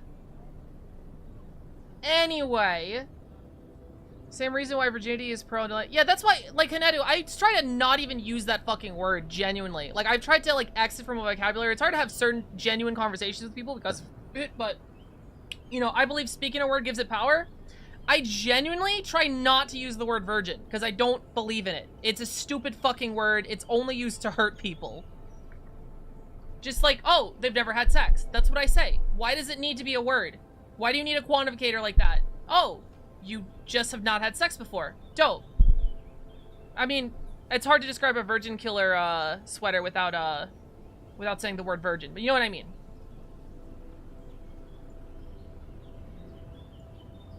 Oh, actually, wait, there's a couple things that mention sex. Here's part 2. Because of your origins of the soul, which state the individual soul was derived from the soul of their two parents, and therefore, because everyone is ultimately descendant of Adam through sexual reproduction, the souls of humanity are partly derived by Adam's own soul. Only one directed by God, the only one directly created by God, and a sinful soul. Derived souls of humanity. Well, this is... Wait, hold on. Okay. This is an interpretation that I don't think is right, but moving on. I'm a non-sex haver? Well, I mean, that you could just say you're asexual. Keep you away from the virgin oil. Anyway. He was resulting in him who can, was enfeebled through not destroyed freedom of will. Adam's sin nature, he believed that prior to the fall had not freedom, both the freedom of sin and not sin, but humans have no freedom to choose not to sin. The fuck are you, da hippo? Shut the fuck up! What we seem from the original sin inexplicable given the answer that Adam and Eve created with the perfect natures that would fail to explain the evil desires for them in the first place. I like that. I like that. Man cannot conceive! Man cannot conceive! Anyway. Adam and Eve via sexually created human nature, descendants now live in sin in the form of metaphysical and psychological sin. August insists that consideration was a being, but not a bad quality, a perfect good or a wound.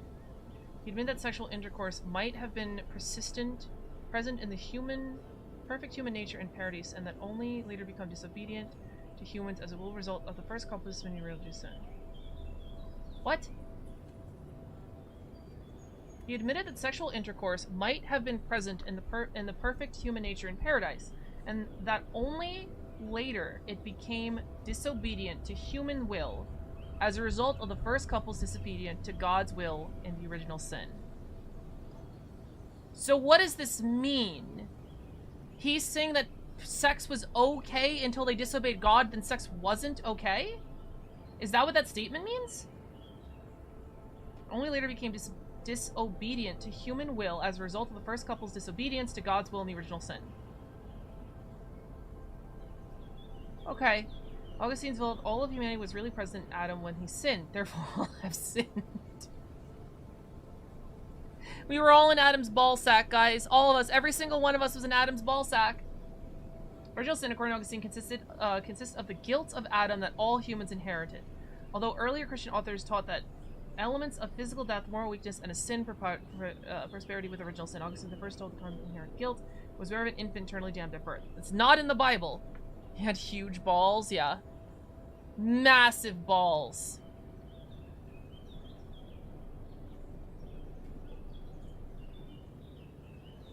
Well, male semen. Thank you, Augustine.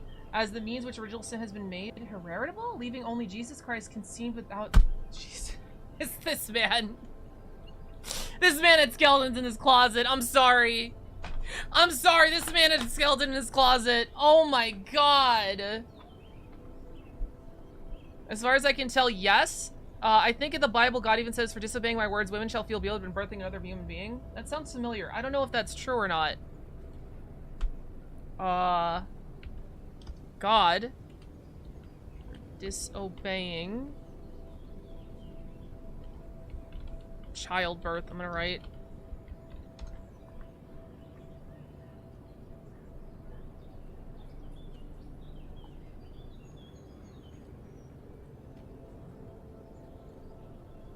Yeah, I think that's right. As a woman's pain in childbirth is suffering through rods in the world is rejection of original sin, Adam, Eve, and the serpents are all cursed one way or another. Listen to the judgment. I will make your pain in childbirthing very severe. With painful labor, you will give birth to children. God was pretty aggressive in the Old Testament, yeah.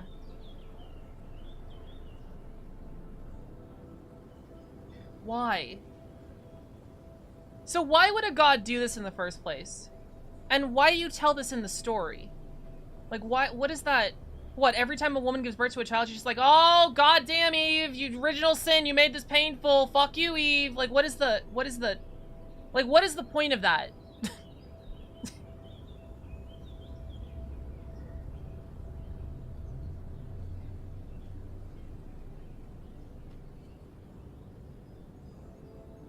Thank God child support didn't exist, because damn, Adam would have been screwed. I'm just so confused.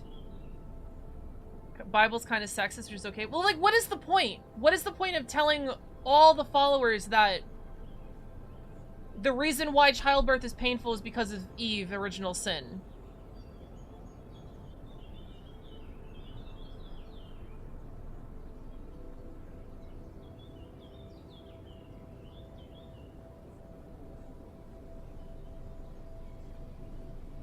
This serves as a universal reminder of God's judgment for the sin Adam and Eve brought into the world?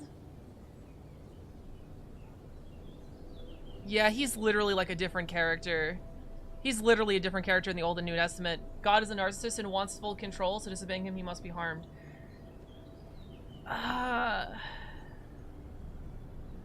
Cruelty is the point? That's... Yeah. Sucks. Nothing else to say about that. Minecraft has a whole system of items, rails, and minecarts designed... Where was my old, Oh, original sin. Okay. Right, we're back on the... This guy had something going on. This man, no one asked, dude. Could you imagine Augustine coming in the middle of church or in the middle of, like, this meeting of priests, just like, I got it, guys. Male semen. That's how original sin is hereditary.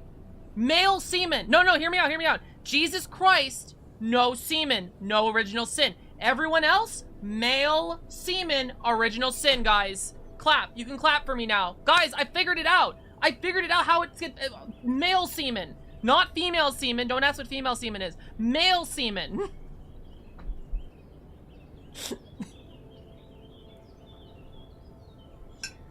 Panetti, what's female semen? I'm a visual learner, by the way. What's a female semen? I'm a physical learner, by the way. Can you tell me what, Anyway. I'll tell you when you're older. Free of sin past through sexual act. The sentiment was echoed later by the Pope in 1930. Natural generative life has become the path of death, which really sin is communicated to the children. I think it's you. Wait a minute, the Pope said this in 1930. Did you propagate original sin was sexual? Was that you? Are you why I learned that in school? Pope Pius the fucking 9th? 11th?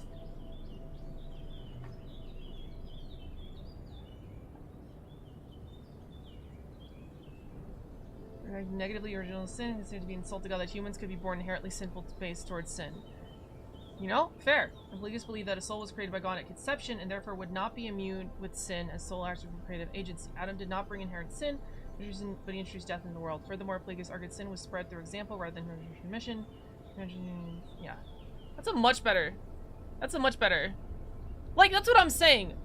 The only benefit I see for original sin being in the modern church doctrine is to get people in the seats. To tell people, hey, you're born with sin. Don't worry. You can get baptized and then you'll go to heaven and everyone God will forgive all of your sins. Every little thing you do, Barbara. Every single gossip you spread, Barbara. As long as you go to church on Sunday, you're getting into heaven. Don't worry.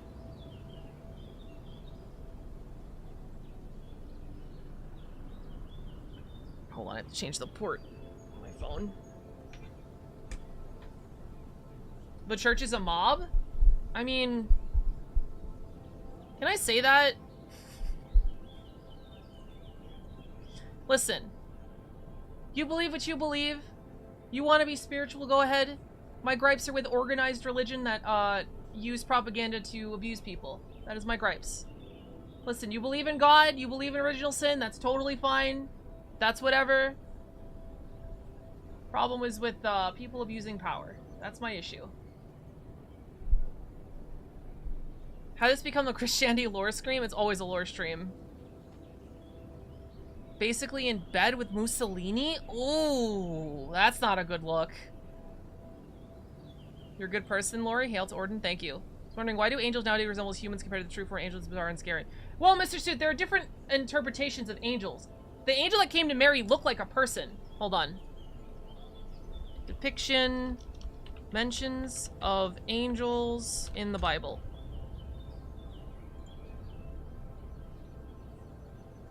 Angels, blah, blah, blah, blah, blah. New Testament, blah, blah, blah. Angel of guard. Man is angel occurring you. Seeing lion's mouth to be harmed behind. Despised little one.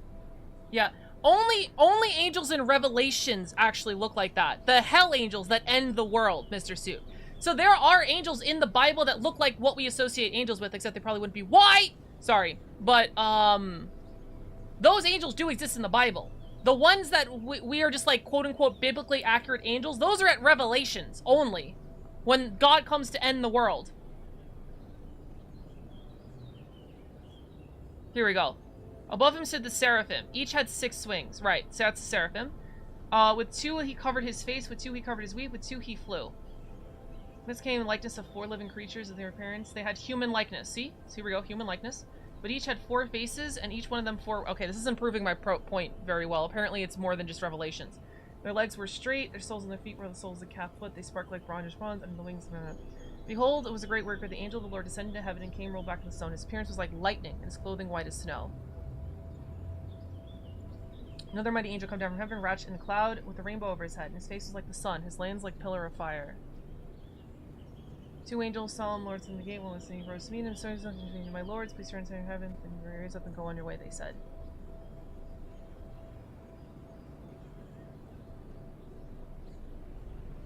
And the angel said to her, do not be afraid, for you have found the favor with God, and behold, you convinced the womb to bear a son, and you shall call him Jesus. His throne is his father, David, and reign over the house of Jacob, and kingdom will be no end.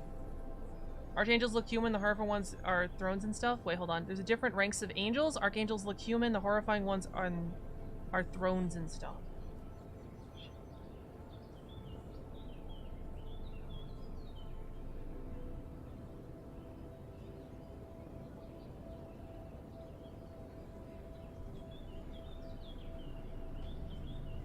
Pretty sure there was depictions of the Bible as angels looking like normal people, but I can't find them in this random website.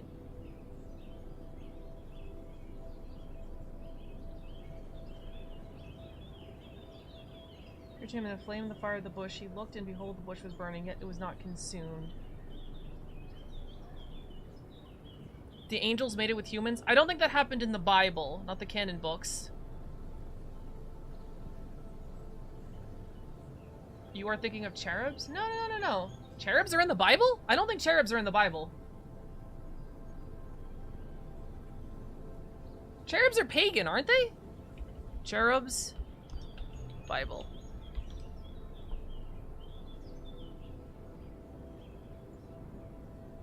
Cherub. In Jewish, Christian, and Islamic literature. Nope, never mind. They are Christian. Derives from the ancient Middle Eastern mythology and iconography. They essentially be in terms of literature and in terms of hierarchy or angels. Hebrew Bible description of cherubs emphasizes their supernatural mobility and their cultural role as bearer of the gods. Christianity, cherubs are ranked among the higher orders of angels as celestial attendants of gods, continuing to praise him. Known as in Islam, the cherubs praised by God. Okay, never mind. Cherubs are in fact. Michael, Gabriel, and Lucifer at some point are one point are archangels. Are there non-canon books? What are the non-canon books? Oh, we're going on a fucking goose train today. Non-canon books of the Bible.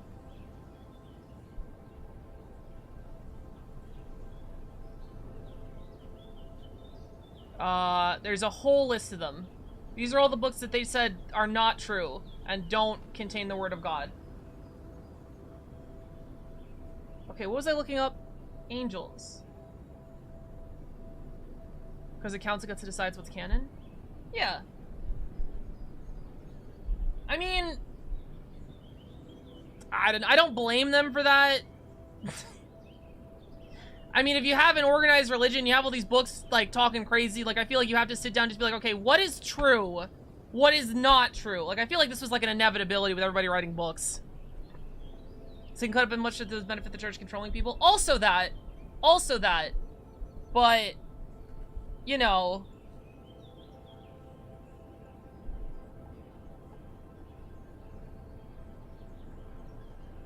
Okay. Original sin is not sex. That's the important part. So, back to my original thesis. Jesus fucks. And you cannot prove me otherwise, i.e. the Dead Sea Scrolls. I didn't even know, what are the Dead Sea Scrolls? I don't even know. I know it was a big thing in Evangelion, and I don't even know what it is. Dead Sea Scrolls. Ancient Hebrew religious relationships cover between the Quranic and mandatory Palestine near something and something in the Dead Sea, dating back to the 3rd century BC, 1st century. Consistent to be a keystone in the history of archaeology with great religious significance because they include the oldest surviving manuscript of entire books later in the biblical canon, along with the Deuterocanonical. Are books passage considered a Catholic Church? Okay. And extra biblical manuscripts preserve the evidence of diversity of religion taught in the Second Lake Table of Judaism. At the same time, they cast new light on the emergence of Christianity and the Rabbinic Judaism. Most of the scrolls are held by Israel and the Bookshire when they're worshipped in Jordan. Written fragments have been discovered in the Dead Sea Scrolls represent the remnants of a larger manuscript damned by natural causes through human interface with the vast authority holding the scroll's craft staffs. However, a small number of the most intact manuscripts have survived to judge. What do they say? Most of the texts are Hebrew, some written in Aramaic, and a few in Greek. Latin, Arabic. Most of the texts are written on parchment, some on papyrus, and one on copper. And that's the date scrolls back to the late 3 centuries, blah blah blah, the blah blah blah blah blah blah blah blah. Prior to the owning of the Prince and Scrolls and wait, still? Really? 40% are copy text in Hebrew script. Another 30% are text in the Second Ultimate were not canonized in the Hebrew Bible. The remainder 30 are sectarian manuscript previously unknown document that shed light. So there was nothing. So there was nothing in the scrolls. So there was nothing. Non-canon books of the Bible were in the scrolls.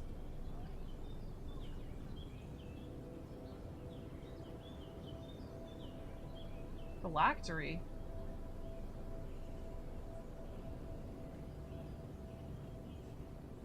I didn't know that was a thing. I didn't know this was a real thing. A tefillin?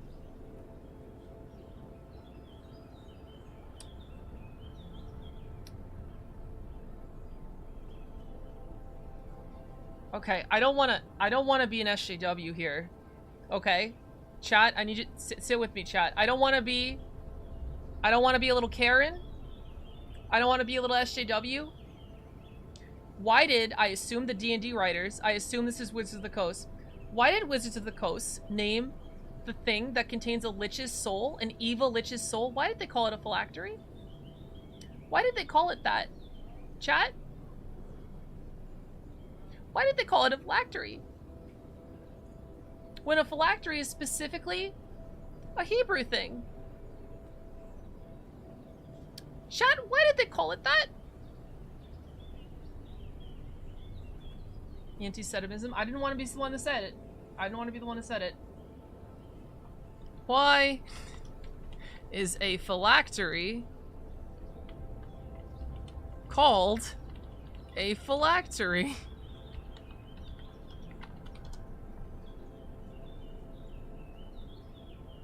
The name phylactery is derived from the Greek phylacteron, meaning amulet. I don't know.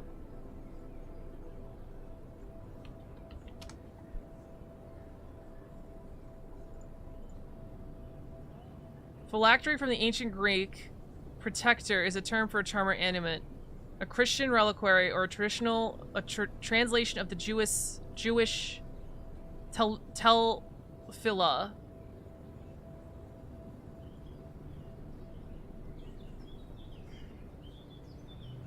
I'm like a Karen with a monster action. The term phylactery, hold on. Phylactery was first mentioned in relation to a lich in the first edition of Module from this is not clear what the phylactery is or why it was necessary. In 1979, a blue flint for a lich first detailed the process of achieving lichdom, but referred to instead as a jar. It was not clear if this was meant to be the same as the phylactery or not. The jar concept takes numerous legends and stories, merges the villains who store their soul's heart in death and object in order to cheat death. According to research by Buzz, the Endless Quest Gambit, Lair of the Lich was the first one. Oh! There was a game book called Lair of the Lich, and it was the first one to link the Lich's phylactery to a soul jar concept, perhaps based on the misunderstanding of what a phylactery is.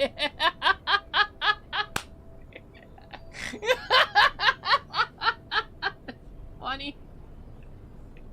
That's so funny. I don't know what a phylactery is. It sounds really cool, and I see people with boxes. What if, like, an evil dude put his soul in one of those? That'd be cool, right? Write that down. That sounds cool. Phylactery? That sounds evil. I don't know what the fuck it means. So yeah, the game book Lair of the Lich was first linked to the Lich's phylactery to a soul jar concept, perhaps based on a misunderstanding of what the phylactery is. Since then, the term phylactery has become generally associated with liches and soul jars, both within D&D and across fantasy fiction. It wasn't until the 3rd edition of Monster Manual that a generic lich phylactery was described in terms of the various real-world historical... in terms inspired by the various real-world historical phylacteries. In D&D, the term phylactery is also used for a magical worn in the head associated with moral and alignment, while a mundane phylactery priest has been present more closely. Gotcha. Occam's razor or something? Yeah.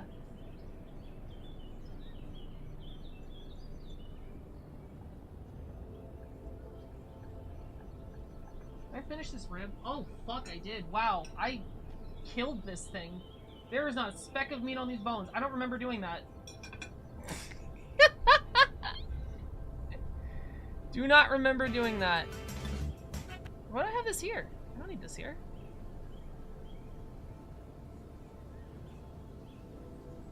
What are we watching? Oh, the armor train guy. We finished. Okay, I asked something unrelated to Christianity. I don't remember if I got an answer. Oh, is it a war crime to dress up as enemy soldiers? Is it a war crime to dress as the enemy? It is prohibited to use the insignia uniform of the enemy while engaging in attacks in order to shield, favor, protect, or impede military operations. If captured out of uniform, soldiers are at risk of being treated as spies or unlawful combatants. Hold on.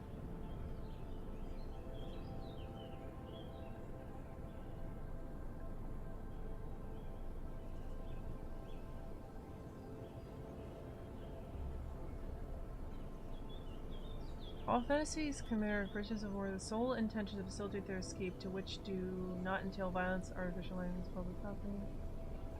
Where's the uniform one? The proper use of flags or military emblems in new uniform training and training.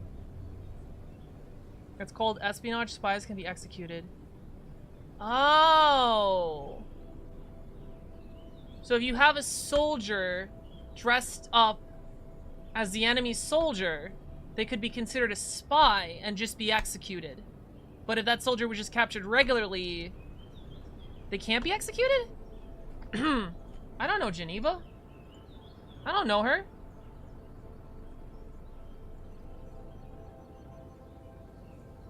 Yes? Okay. They become a prisoner of war. So spies... Interesting. Spies can't be prisoners of war. I don't know how I feel about that. Narratively, that's cool. Like in a story, it's like your soldier, you know, you take more risk of being a spy, like Cold War stories.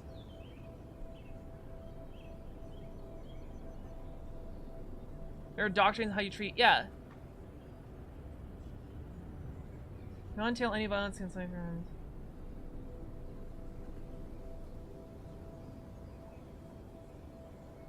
Okay, that is illegal. Okay. So if you do that in Minecraft, you're a criminal. If you know what your enemy nation's armor modifications are and you copy them to fit in, you are a criminal. A war criminal. Geneva will not be happy. Wherever she may be. The goddess the goddess of war, Geneva. The Midgardian goddess of war, Geneva, will not be happy. Lord doesn't commit war crimes challenge impossible. I have not committed a war crime in like the last couple hours, okay? Bees are really useful. Villager trading halls in Minecraft. Hey, how you doing, everybody? Any other Minecraft guys you want to watch? That is good lore, yeah. I have a question. Why do I sound like an idiot? Why did God ever make the dinosaurs? No, what are you talking about? Are you talking about what are you talking about? Have you heard about the goddess of building and safety? Her name is Osha. Shadow Prince, I don't know if that's a Crystalia joke. That's literally the name of the Crystalian goddess of workplace safety. I thought it was Athena. Athene, these nuts in your mouth. Sorry. Okay, Mr. Suit. By the literal interpretation of the Bible, dinosaurs do not exist. All right, the world was made 4,000 years ago. 4,000? 6,000? I think it was 4,000. 4,000 years ago, God made Adam and Eve and then made all the animals and everything else. The literal interpretation of the events, dinosaurs cannot exist. They did not exist. There are lies in the ground. Not really. Like, there's no lore for dinosaurs, I should say. It's not like they specifically don't... 6,000 years, thank you. The world was made 6,000 years ago, and with all of the animals, like, made at once, right? The Bible in a literal interpretation does not... Yeah, that's why people say, like, creationist versus evolutionarinist? Darwinist? What's a behemoth? A behemoth is like a giant Jewish creature of the land. God made the dinosaurs. Why on earth God made the dinosaurs? There's no literal explanation to why God made the dinosaurs. There's nothing there. There's like, you can look, but there's nothing like, oh, Darwinist, yeah. Darwinist versus like creationist. Creationist, everyone popped up at once. Or, you know, evolution. It doesn't account for evolution. There's no evolution there. So, there is more of a modern interpretation that I was taught growing up. I have an easy explanation for dinosaurs. God made mankind free will, and that includes the option to disobey God. Therefore, there has to be enough proof to be an alternate belief. I don't think so. It's cute, but I don't think so. Like, all fossils are Satan fucking with us. That is a funny interpretation, too. I also believe that most God thing was the Big Bang. Yes. So, the modern interpretation, right? You're cute, thank you. The modern interpretation that I was taught, and I kind of more believe than just creationist, is, the Bible basically says that God created the world in 7 days. However, 7 days before the planet Earth was existed, because planet Earth didn't exist until like day 6, and there was no sun, so how do you tell time? So the interpretation is that those 7 days could have taken millions of years. So when God was quote-unquote creating the universe, God, as we scientifically understand it, created the Big Bang, you know, created, I guess, ancient astronaut theory, whatever, life on the planet Earth, and life evolved over these millions of years. And so that's what the different days are, the different phases of existence. Like the first day he created light. Okay, he popped the sun in, Big Bang, whatever. Second day he created water. You know, if you scientifically, the hydrogen and the oxygen mixing with the meteor crashing, blah, blah, blah. He made the earth, he made the land, then he made the plants and animals as they evolved, blah, blah, blah, blah, blah, blah, blah. I think dinosaurs is mentioned in the Bible. I don't think it is. I really do not think. There's a behemoth, but... So, yeah, that's a modern interpretation, that God did not do things in a literal 7 days, he created things in millions of years, and that's how the science and the religion make sense. So that interpretation of the creation myth allows for the existence of dinosaurs and for, I think, all of our modern day science to make sense, I believe.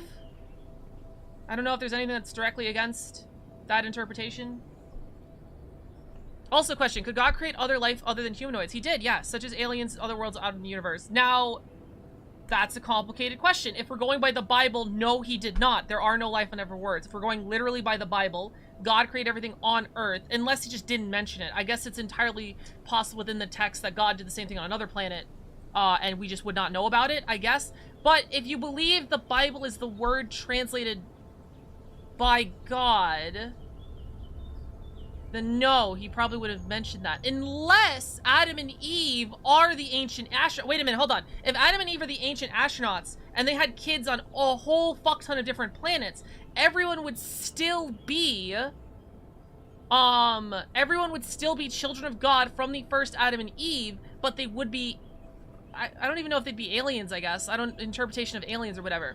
And then they would be dropped on different things. Ancient alien theory, yeah. Ancient alien astronaut theory, basically. Ancient alien baby theory. Anyway, I forgot your question, Mr. Suit. Sounds a bit like Mormonism. I think it is similar to Mormonism. Completely forgot what the question was. Could God have made life on other planets? So the thing that's against God making life on other planets, in the religious texts and the teachings, is that the humans are God's chosen people. Hell's gonna be full of aliens who never got baptized? Well, you know, maybe. Humans are God's chosen people, and God specifically made life on this planet? Shying away from answering those hard-hitting questions. What's the hard-hitting question? What is it? What's the hard-hitting question? So if you believe in that interpretation that humans are the only God's chosen people and they're the only beings that go to heaven and have a soul and all those things, it doesn't really make sense how aliens pop up unless, you know, he just on a whim created life otherwhere, or Lucifer did, or blah blah blah. So yes, there could be life on other planets. So then why are there other planets in the universe, especially one that are similar to Earth? Are you asking, you're asking religiously or scientifically? Religiously? I don't think they answer that. Hold on, I'll look up, why did God make other planets? I don't think that's a question people look to answer. Why did God make other planets?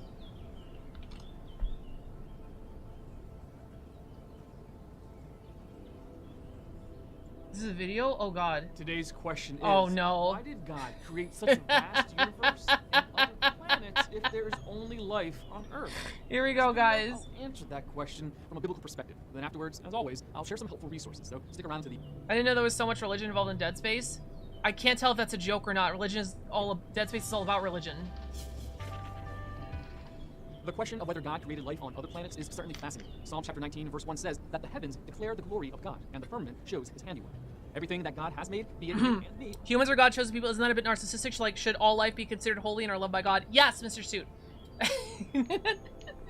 All life is special. All life is loved by God. But human life is super special. We're super good. We're made in God's image, after all. Not like those fucking dogs or fucking horses. Or wildlife, or angels, or stars and planets. All life is special, but some... Yeah, exactly. We see a breathtaking view of the Milky Way, or here at Saturn through a telescope, we are amazed at the wonders of God. David wrote in Psalm chapter 8, verse 3, I consider your heavens, the work of your fingers, the moon and the stars which you have ordained.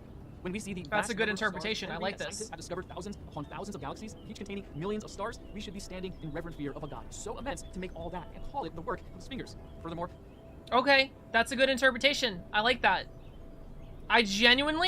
I'm okay with that. I was expecting some fucking weirdo bullshit, but I like this interpretation. He created it so we can awe at his mighty majesty and everything.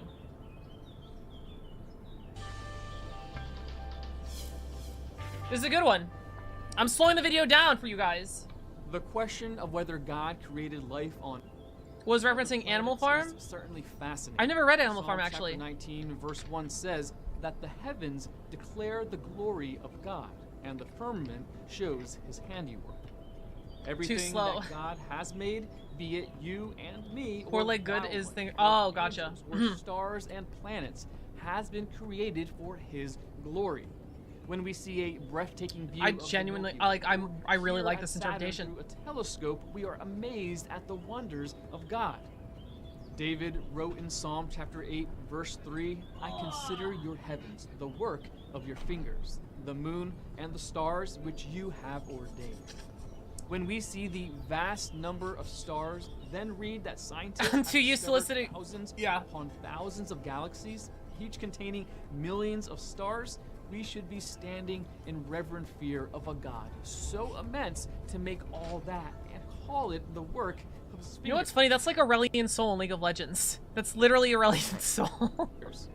Furthermore, Psalm chapter 147, verse 4, tells us that he counts the number of the stars. He calls them all by name. It is impossible for mankind to know how many stars there are, not to mention the name of... So God made the stars and the planets a literal light show? In this guy's interpretation, yes. And I don't think it's a bad one. I think it's cool. Because, like they said, you know, especially in the Old Testament, you know, he's a God...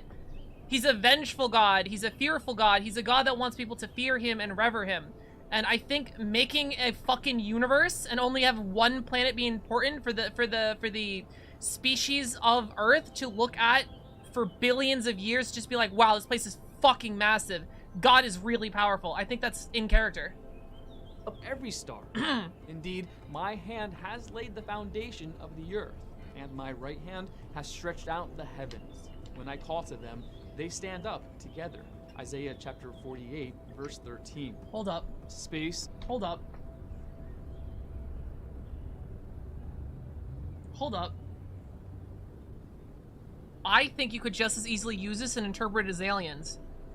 My hand has laid the foundation from the earth. My hand and my right hand has stretched out the heavens. When I call to them, they all stand up together. I think you could 100% interpret this as aliens. Fucking right-handed people. Right? That we are not the only children of God? This one Bible verse out of context? I think that's a cool interpretation of that. Up together. Isaiah chapter 48, verse 13. Space and planets were created for God's glory. We know that stars and planets outside our solar system exist, and these two were created for the glory of God. A constantly expanding universe is yet another conjecture that has yet to be proven. The next star further than the sun is over 4 light years away. Why did he mention that? Why did he mention that? That was weird. That was tangential. A constantly and glory. We know that stars and planets outside our solar system exist, and these two were created for the glory of God. A constantly expanding universe is yet another conjecture that has yet to be proven. Why did he mention that? If that is proven, does it disprove God? I don't think so. That's so odd. Why did he mention that? For what? For why? The next star further than the sun is over 4 light years away. And that isn't even a measurable fraction of the size of the known universe, expanding or not. As to whether there is what is the fixation on that? We simply do not know. So far, no evidence of life on the other planets of our solar system has been found. Considering the nearness of the end times, it is unlikely that man will progress. You know, I get it, Skybird, but why? Before the Lord's return. Whether life exists. I don't know why I think that's so funny. They're like, yeah, Revelation is gonna happen way before we get to another galaxy. It's not. It's nothing. It's whatever. Yeah. Revelation's. We don't even have to worry about space. Elon, just stop. Revelation's about to happen, dude. You're like, whatever. Or it doesn't exist. God is still the creator and controller of all things. And all. Why would other religions and beliefs of gods exist, such as Norse, Greece, and monster exist? Would it be considered as false gods or false gods interpreted by kings? So you're asking me why other religions exist? Well, so there's the idea that when God says you are the chosen people, some people are like, oh, that's not all peoples. It's not the others, right? Because even Chinese has this Chinese mythology has this belief of like the Middle Kingdom. Like China is important, the Chinese people are important.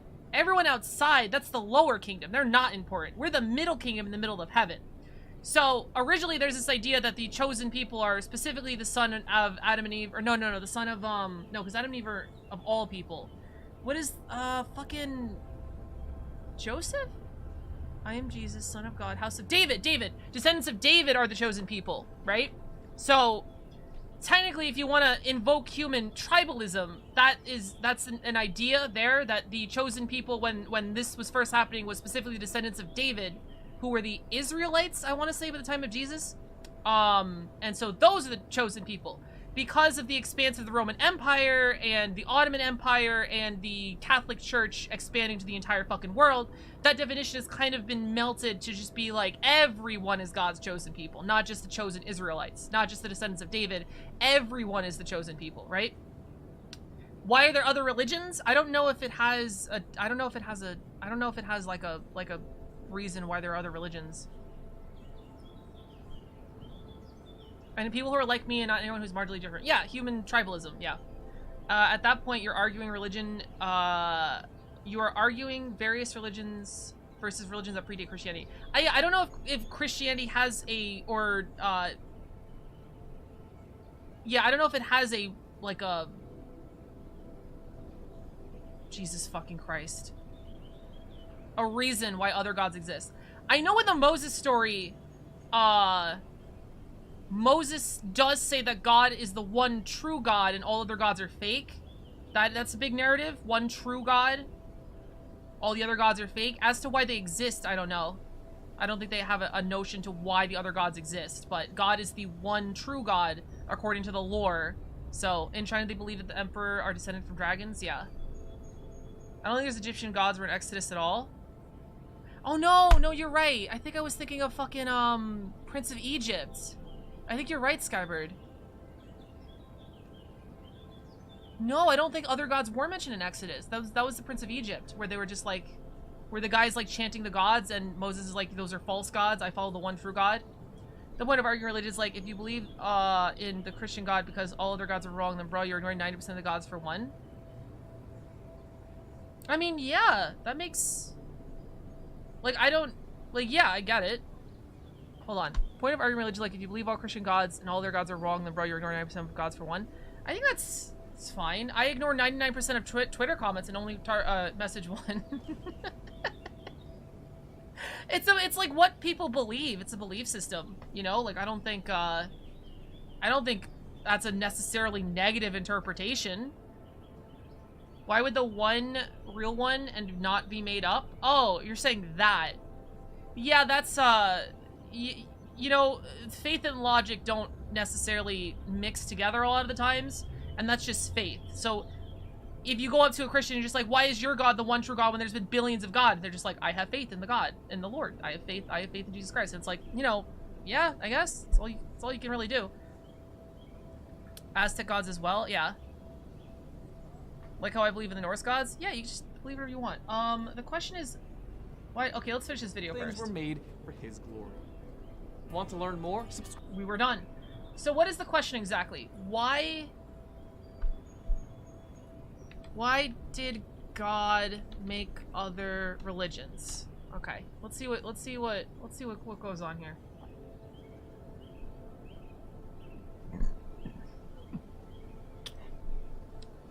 If Jesus Christ is the only way to eternal life, then why does God permit resistance? When you give it some thought, doesn't the existence of various contrary religions suggest the religion is a man-made virtue and that God doesn't really exist at all? Hold on. When you give it some thought, doesn't the existence of various contrary resistance suggest that religion is a man-made venture that God doesn't really exist at all? Right. Some lend support to this idea by noting that other major religions are usually tied to specific cultures around the world with specific histories. Generally speaking, Indians are Hindu, Arabs are... Okay, here we go. Africans are animalists, Mongols are Buddhist, Israel's late swallow Jews, Chinese are... That's not a religion. That is not a religion. That is, we're a great start so far. That's not a religion, and so forth. Doesn't that, mean idea of religion specifically tied to a culture to demonstrate those cultures created those systems of a way of relating to reality of their historical cultures? In fact, I think the partial answer to that question is actually yes. Thousands of years, cultures have worshiped hosts of spirits and so-called gods, goddesses, the Greeks, Romans, blah, blah, blah, blah, blah. Worship of multiple deities through history seems to stretch back to the oldest cultures we know of, even from Mesopotamia, the here's historic records. Some scholars believe that preceded monotheism. Some scholars believe that polytheism preceded monotheism, and that monotheism actually developed over time as an alternate to the chaos of polytheism. Source? Confucius is a way of thinking. Yeah, Confucius is not. Confucius is like, do your dishes so your friend doesn't have to. Confucianism is not a religion. It's a, oh my god, I don't remember the words. It's a society first, like, belief system. Well, belief system makes it sound like a religion. I do not remember.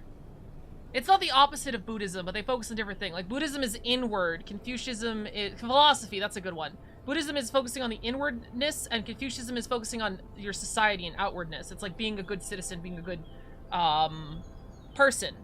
Being a good little cog in society. Yet there are others who agree that polytheism emerged after monotheism. In the Bible, you know why I think polytheism is first? Genuinely?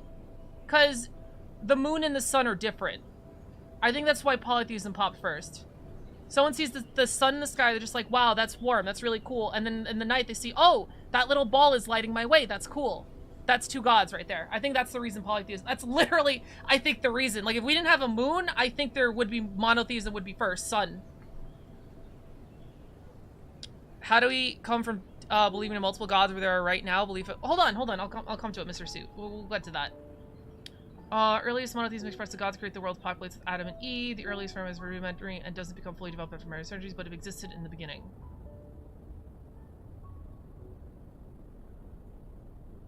You're not using the Bible as a historical source, are you? Confucianism is a lifestyle? Let's look up Confucianism. It's not a religion. Confucianism. Belief system. Which focuses on the importance of personal ethics and morality. Whether it is only a philosophy or also a religion is debated. How is that? How is it debated? It's not they don't worship Confucius. It's like if somebody goes on a fucking paleontalic diet, that's not a religion. They're just following a set of rules. That's so weird. Okay. Not everyone is Christian? Yeah. At some, in the period of the 7 generations after Adam's sons Cain having 2 children, apparently not callable on this makes sense. It's doubtful that Cain would have taught his offspring to believe in the blessings of the Lord. He was separated with God. Genesis, time of grandparents, and offspring, blah blah blah blah blah. My details say the religion was actually created. Garden of Eden was in. Okay, this is dumb. It's using the Bible myth as a historical. The Bible says God created the world and he was first, so that where monotheism historically predated polytheism. Ah! Alright, I don't like this. Okay, I don't have an answer why God allows other religions to exist. I don't think there's a biblical answer.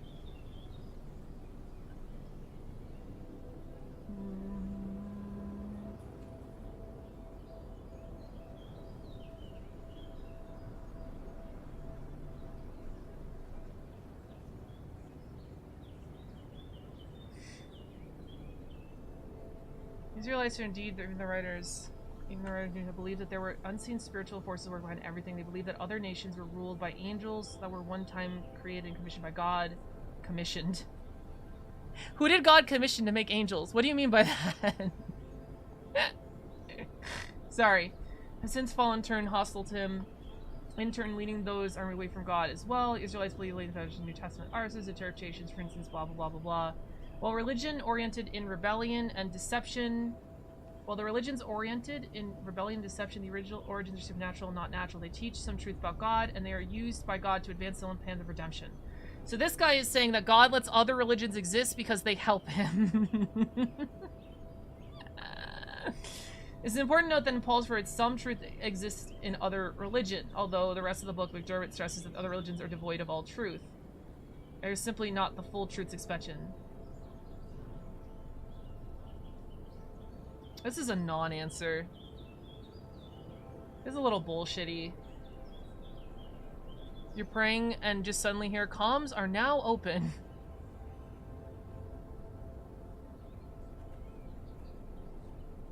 So most religion, yeah.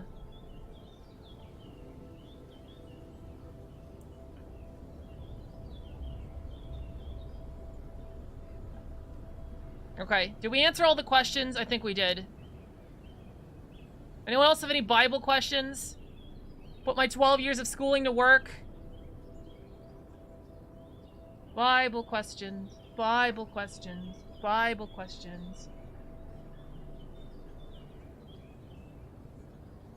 I already did my 2 weeks of Sunday school. Only 2 weeks. What about Holy DN? I don't know what that is. Holy DN nuts? D's nuts? Holy D's nuts? Holy D's nuts? Holy D's nuts? Thank you, Lori, our Fox Queen. He did say D's nuts.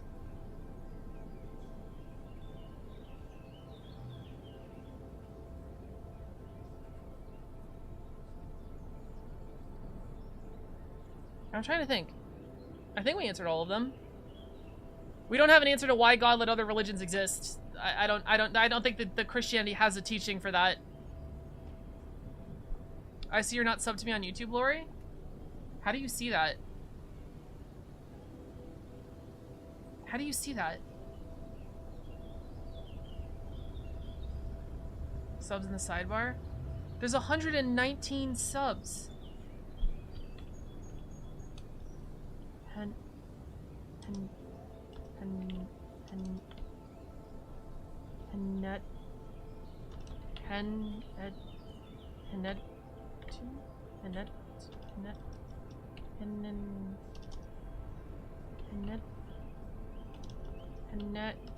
HᴴNTąi?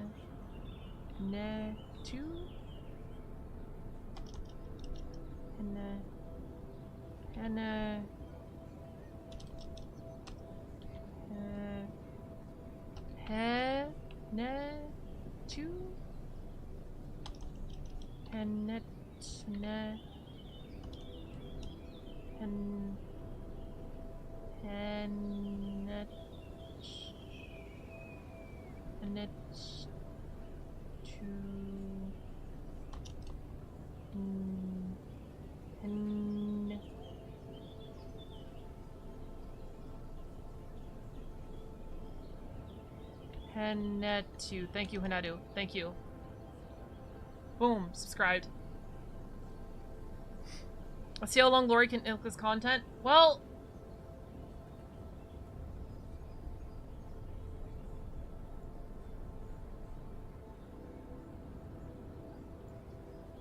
Merchant peoples are named after M, so senior trader, Meg, M. The shipwrights are all S's, Scarlet, shipwright. And I am Sabrina, because I am a shit. I'm shooting you, where the hell are you? We've got the gold hoarders. The hoarders are H, Henry, hoarder. Horror. We've got Madame Oksana, O for Order of Souls. You marmaladed yourself? You could remember if it was O. Yeah. No, because there's already S for shipwright. And then terrible producer. Shut the fuck up. I don't prefer Ernest for Emporium. Except on the type. And ears. In the ears. How do people know that God is a he? I mean, they don't have they them pronouns back in the day, but I'm curious how people believe God is powerful. He can be anything he's which. How does he know it's for he? Well, the different interpretation of that, Mr. Suit, different people interpret that God is a woman because she gave birth to everything. I've heard that belief. God is referred to as the Father in the Bible. He is referred to with masculine pronouns in the Bible, which is why everyone believes he is a he. That God, Yahweh, that's the reason. That's literally it. Everyone, yeah, it's a patriarchal, he comes from a patriarchal culture. He was written by, I mean, yeah, it's still patriarchal to this day. It's just like he's been written by patriarchal people. They all refer to him as the Father. He made everything, made in his image. Yeah, it's just masculine pronouns are just being used. The Father, the Son, the Holy Spirit, it's just masculine pronouns. That's the reason. That's literally it. I genuinely believe if there is a God, I think they are beyond gender. I'm gonna be honest. I don't think gender is something you can impose on. I mean, I guess you could depending on the God, but like if the Bible God is real, I think they're kind of above gender, and I think it makes sense to me narratively that in order to talk to and communicate and you know, what's the word? It's a patriarchal society, right? So if I was a god as a female and I was talking to a patriarchal society and I wanted them to follow me to be my chosen people to bring them to the promised land, and I had to tell them I was a he so that they would follow me because it's a patriarchal society and say father, I believe that's like in a very like reasonable interpretation of like a god who is beyond gender, just be like, call me father, you know, to, you know, in context make them understand what that means. Yeah, that makes sense. Two cute elves? Oh my god, you did not just call an Edo elves. What would you call God Daddy? Oh, every Sunday on my knees, baby.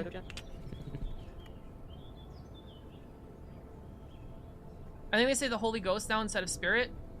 No, they say the Holy Spirit now. They used to say Ghost. Not an elf.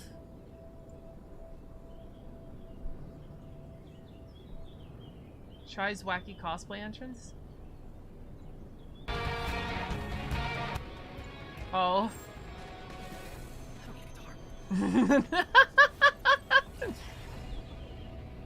And a space bubble in the void? Yeah.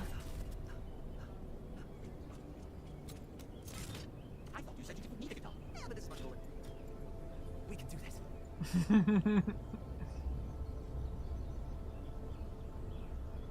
Oh god. These AI voices are crazy. Oh, it's 10 o'clock. I should play Dead Space, shouldn't I? But... There are tons of insane Minecraft facts that help you not only become a better player, but also discover more about the game, and in this video I'll show you 20 of them. If you're part of a team in Minecraft, which often applies to many multiplayer servers, this will make your name turn a different color. I remember that being an issue in Catholic school. I would say a bunch, just like, hey, what if God was a woman? And it'd just be like, it's Father! It says in the book Father! He's not a woman! He's not a woman, Father! If God created Adam and Eve, they, God, might know how to differentiate genders. I'm sorry if that sounds offensive. No, it's not offensive. It's really true if God has true identity, if that makes sense. I don't know. It's tricky. The reason why gender exists is because we are a sexual species. Most things on Earth are most things. I don't know if that's factual, but I think most things on Earth, at least most species that we think of, are sexual species, requiring a male sex and a female sex to create offspring, which allows for a lot greater genetic diversity, which wins the game of Darwinism more often than not. So ergo, most things are sexual species, right? So because of sexual species and our monkey brains became sentient, you know, if you're thinking of evolution, there was a, I guess, natural evolution of into a gender roles, which is just like, you know, it's kind of like it makes sense to me in this interpretation. It's like a fantasy game, right? Like D&D parties or classes, right? You have your fighters who are in the front line and you have your mages who are in the back line, for example, right? So the idea is the same with gender. You have your quote-unquote penis havers in the front line and your quote-unquote vagina happers in the back line, right? That's probably where the idea of gender roles even came from. It's like, oh, we should diversify what we're good at so that we could survive. Which, at that point, makes sense. You know, at that point. And then as culture develops, you know, gender becomes more of a thing. Vagina having is ranged, yeah. Penis having is melee, of course. Pick your penis. But even, you know, you hear these ancient examples of people who are non-gender conforming and stuff like that, so it's obviously, it's not like a strict thing or whatever. And then people get really weird with gender roles, and I don't even think gender roles in and of themselves are necessarily evil or bad things. It's the enforcement of gender roles where that's really bad. Or I guess you could argue that by having a gender role, it's enforced, right? Because if you have a societal expectation, even if no one cares if you go otherwise, by just this having a societal expectation, it is kind of forced upon. I don't know. Anyway, what was I saying? Gender roles, right? So that is, to my understanding, why probably gender roles exist in the first place, right? So now when you talk about a god and you're writing a religion, right? It's all up into interpretation, right? If God is genderless, why did he make all the species sexual, okay? If God is a father, why did he make all the species sexual? Why did he make a man and a woman for everything, right? Why does gender and sex become a thing? Like, why does it exist? If you have a creation myth, you know? And I don't have an answer. I'm sure there's some people in the Bible that have an answer. I don't know. You're gonna have to research that, but yeah, it's a question. In Crystalia, the reason why we have gender is because when the Titans died and the created gods, they created two gods. One that is of the male variety and one that's of the female variety. But gender is not as big as a part of Crystalia because, you know, it's a modern fantasy world where we can put our own spin on it. So obviously we're not gonna, you know, we're gonna make our own thing. But that is how I answered the question of, if God, why gender? So like, it's up to different people. I believe, why is there a man and a woman?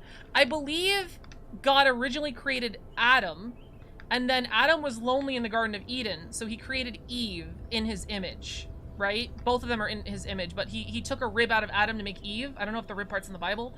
But as to why Eve is quote-unquote a woman, and Adam is quote-unquote a man, I don't know. You gotta remember, religion's all retcons. Sometimes, yeah.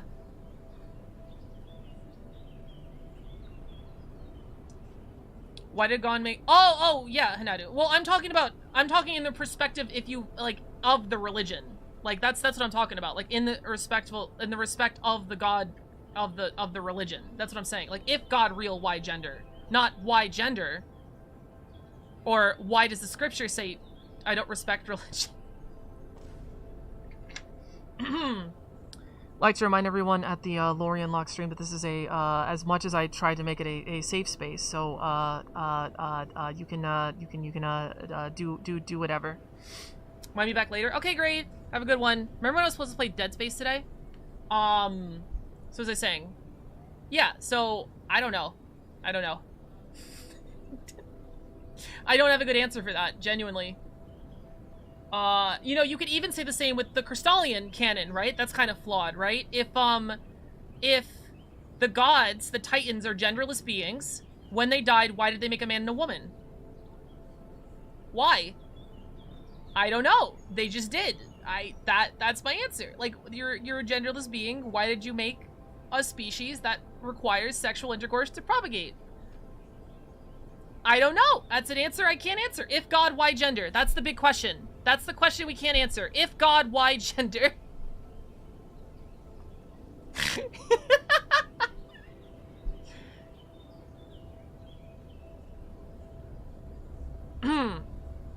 Do you have a potential answer? Oh, that sounds fun.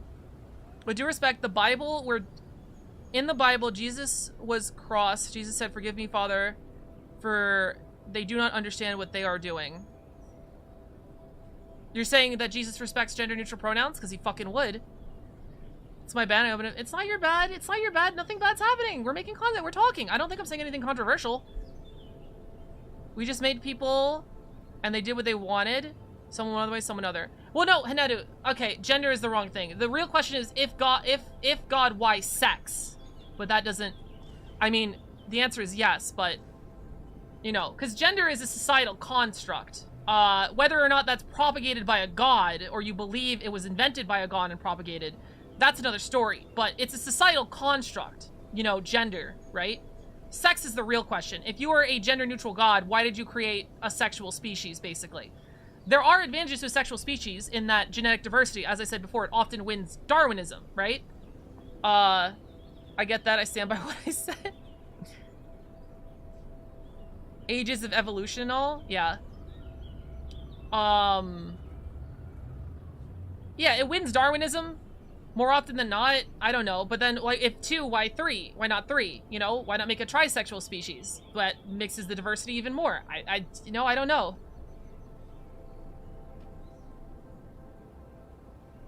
You're not being contrarian? I got you. Define your explanation? Of course, of course, of course. Listen, I went to Catholic school for 12 years. I gotta use all this fucking knowledge. I gotta use it. Plus, I'm a world builder, so talking about this stuff, I don't know if it's disrespectful to talk about things that actually people believe, like, oh, the lore is so good, the story. It's half a joke, but like, you know, I don't, you know, at this point, dude. What's up, Jordan? We're talking about religion. I blame reading Transformers last night. Last Light. Oh, okay. But yeah, I like talking about religion because I don't come from a world. Yeah, Crystalia is a world with religion, except that's a world where the gods are proven to exist. Nobody doubts no one doubts gods existing when the cleric can fucking bring people back to life, right? But it's fun to do different interpretations of religions and stuff like that to, you know, sort of like spread and think about that. How in the name of Odin do Transformers reproduce? That depends on the canon.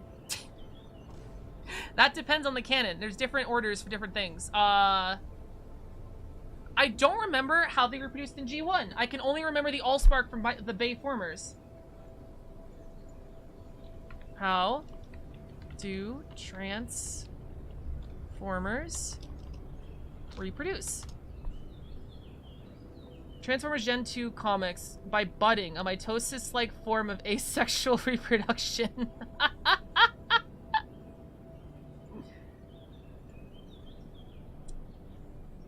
Boobs, thank you, gaming. Thank you, Len Neary Gaming. Mechanical construction. They just built other spark infusion.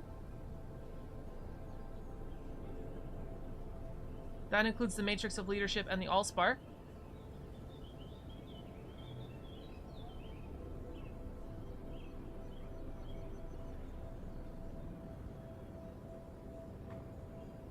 Yeah, so there's like this spark of life that they control.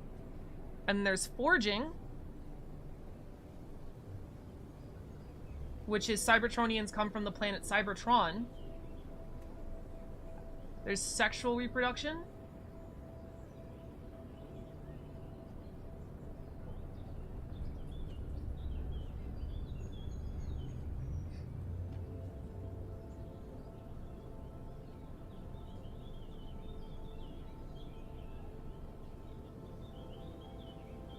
That's really funny.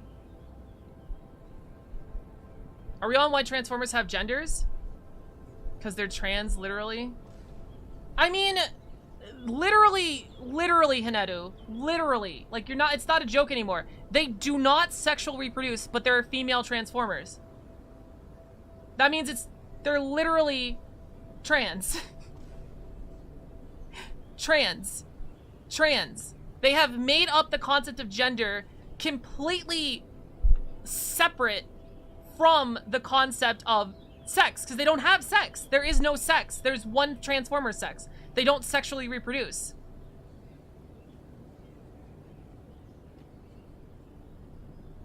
It's explained in the comic Last Light. Oh, what does that comic say?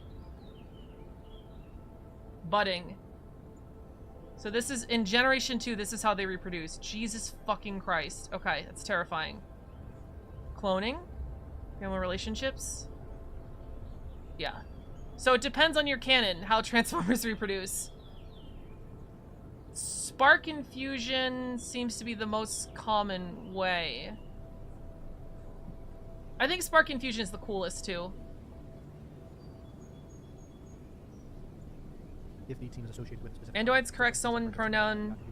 However, Correct someone's pronoun. She's saying it's she now, and explains that they have spacefaring species. They meet other species and do have sex. Have gender. Do they have do the Transformers bang, or they have? Wait, what are you saying? Oh, so you're saying the Transformers take the concept of gender from other planets. That's really fucking cool. I like that. That's why RC has giant titties. She took it from, she transed herself and took it from an alien species that has giant titties. I love that. Is if you get the spectral, also known as glowing effect, by getting hit with the spectral arrow, you'll notice that the outline around us is not the normal sort of yellowish white. It's actually the color that corresponds to our team color. And so you can see right here that I was glowing with a red outline there for a second. This doesn't seem like a big effect when it is daytime, but when it is nighttime, that glow is actually quite bright. And also, the further away you are from something, the outline actually stays the same. And so it's very easy to pick up layers with this outline, especially if it's colored. If you've just defeated the wither, and the nether star drops from the wither onto the ground. Why make Transformers woke? I hate that. I hate when people say, why make this thing that was clearly woke from the 80s woke? I hate that. I hate when people just like they could not understand how woke the concept was. Like, they literally missed all the wokeness. Like, why they make cyberpunk woke? Cyberpunk? You don't think cyberpunk was woke? The genre called cyberpunk? Punk?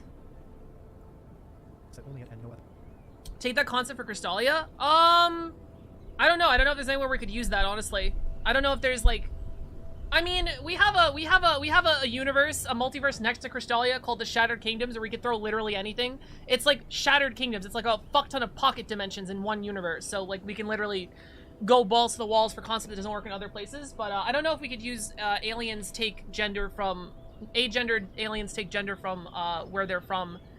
As, I don't know if we could put that in Crystalia. It's a cool idea, though. Imagine every Transformer saw an only female planet.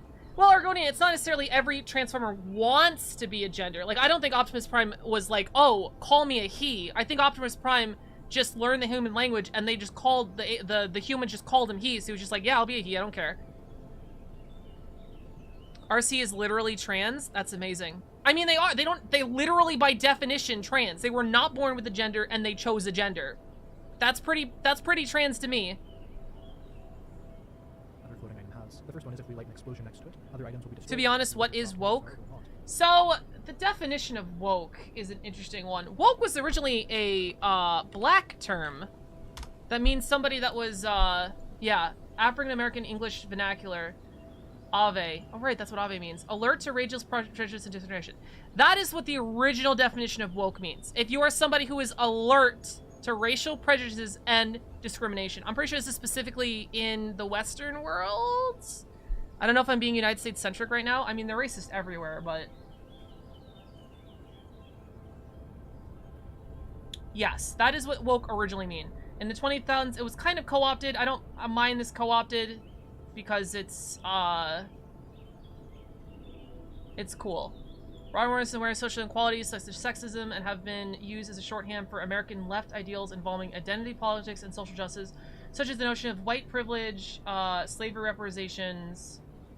Oh my god, 19 30s. Jesus Christ. I honestly did not know Stay Woke was that, late. So yeah, that's what woke means. So woke is not a bad thing. I still use woke positively. It's kind of been co-opted again to call someone like bad. Like woke is used as an insult. I still use woke positively. I still think it's a good word to be woke, you know, to understand, you know, these concepts that are not taught to us, that they purposely try to hide under a rug.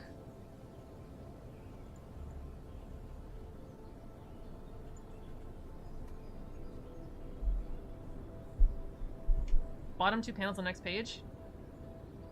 I forgot how to read comics. Lug's a she now. Me too. Why? Just fit better fit. The further you get from Cybertron, the more people you meet, the more you realize that a race we've been limiting ourselves unnecessarily. Interesting. Now this is a cool interpretation of gender. This is what I like. An interpretation, as far as I understand from reading one panel, of gender being a freeing thing, of gender being a catalyst to like your truest form, not as like a limiter. You know, before the war, when the Primal Vanguard used to become home between campaigns, there's always be a few who had reclassed themselves, a few she's amongst the he's. They chose to stick together. Interesting. Interesting. Interesting. So, is this supposed to be in Cybertronian? You get to see. All right, Mercego. Oh, Mercego, we're talking about woke stuff. I figured you'd like this conversation, but have a good night. Love that interpretation. It pissed off so many fuckboys. Yeah. I'm trying to figure out, cause forgot the context. Interesting. Because this sort of implies that the Transformers do have a gender. It's a single he gender. Because they're using he here. But it could be that they have to use he to not, you know, retcon 40 years of Transformers. 50 at this point. But the use of he here seems specific, like the Transformers do have a gender and it's only the masculine gender. But I might be looking too much into one word. He to she, I didn't understand the significance, what difference does it make, but after we left Cybertron and I started to meet so many races, yeah, then it made perfect sense. Of course, of course, of course. Gonna join the discussion, no problem.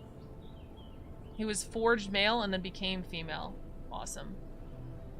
I know what you mean, it's just technically, that's a weird word thing. Is that why you changed your look? Yep, new shape, new me. So you really think we're being hunted by who? By the organic Smithicon phone, or that's hilarious. They just move on the conversation. That's great. That's amazing. That is genuinely so cool. I like that. I love that. It's awesome. Stay woke.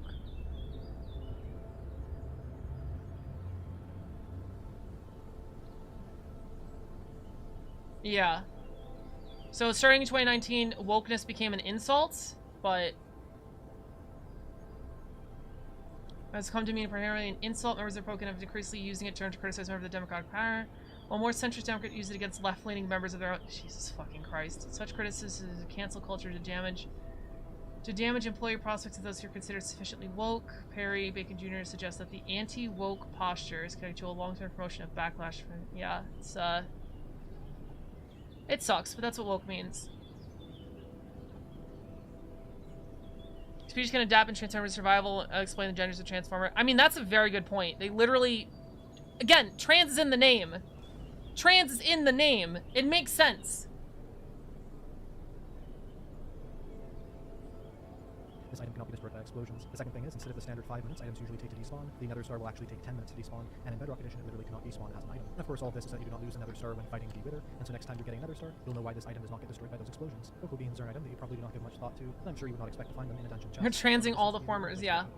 Before the jungle biome was added to the game, cocoa beans were definitely the rarest to die item, because they could only be found in the occasional chest at mob spawners around the world, especially on small console worlds with the number of dungeons being very limited. Having cocoa beans was in most cases actually more impressive than having diamond blocks. And so whenever you dye things brown next, you'll know that this dye, now something very common, used to be the rarest in the game. Minecraft 1.19 added the mangrove swamp into the game, where the mangrove roots have a specific feature you probably do not know about. That's the fact that standard mangrove roots cannot be placed like a log, in the sense that the top and side textures will always be facing the top and the side, whereas with a log, let's say you could place them like this with the top on the side. Well, the muddy mangrove roots, which is simply the mangrove roots with mud in them, is actually able to be placed sideways. You can tell right here when I placed it, these are now going sideways and the top texture is on the side, and I have literally no idea why mud logging a mangrove root would make it able to do this, but it does. Mangrove root or muddy mangrove root. Remember that you can have add that added function to the many mangrove roots if you feel like maybe having this texture be sideways. And hopefully they'll add some parity to this soon so that the normal mangrove roots can also be placed sideways. Cactuses have been in the game for a long time. They're basically the only item that is unique to the desert biome. However, there's a secret texture on the cactus, and you can sometimes see it when breaking it. But where you can really see it is if you put an item frame on the side of something, put a cactus in it, and if you look up, you can see the top of this. There's sort of like an interior log texture right there. There's sort of the more plant-like. Oh, wow. With the standard cactus being like a bark, it reminds me a lot of the log textures. If you have a really tall cactus and you break the bottom block and look up, sometimes you can see that upper texture. Also, as an item, if you throw them up in the air, you can see that texture. But 99% of the time, this cactus texture just is not visible. Very interesting, however, as you would assume it would just be green on all sides. Too likely. That's redstone cool. is something that involves, well, redstone. Certainly not something that can be converted through large chains of blocks or even underwater.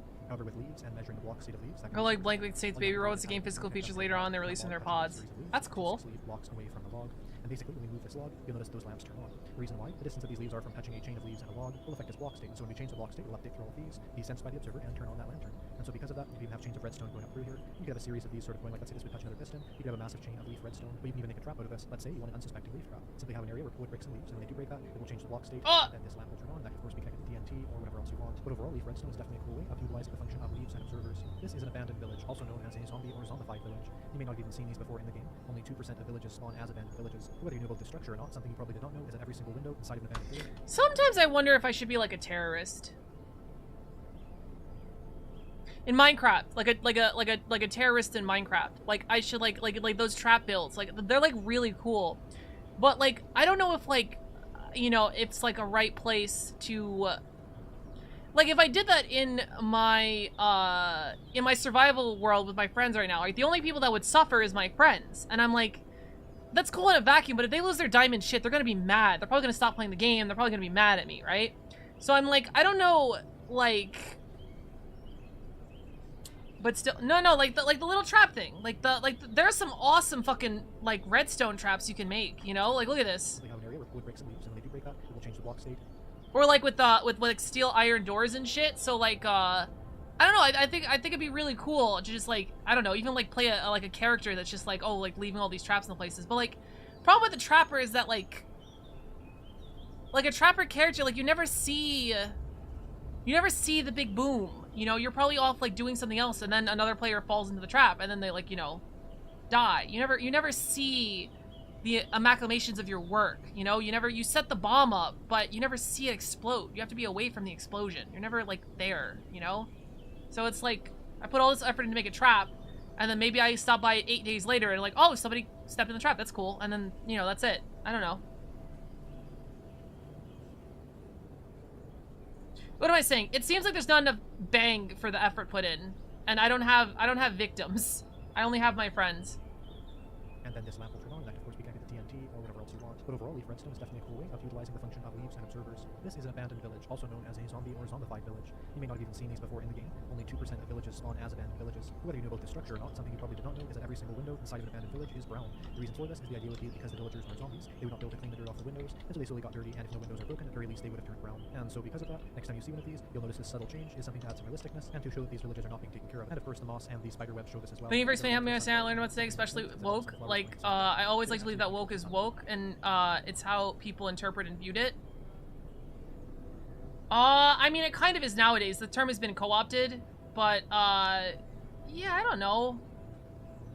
See, it's just someone who's, like, alert of all the injustices and all the things going on. Who's your favorite Transformer? Ooh. Ooh. Can I say Grimlock? Galvatron's pretty dope. Ooh. I like Grimlock because yeah, Grimlock is dope.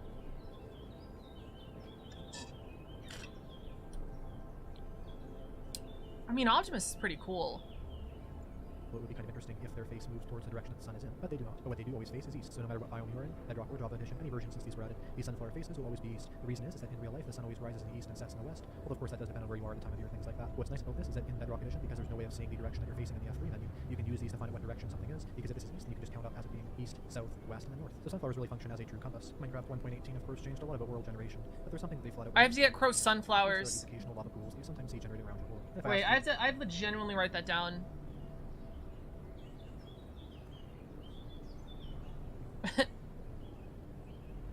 Hold on. I have to make crow sunflowers so we can learn what the fuck a west is.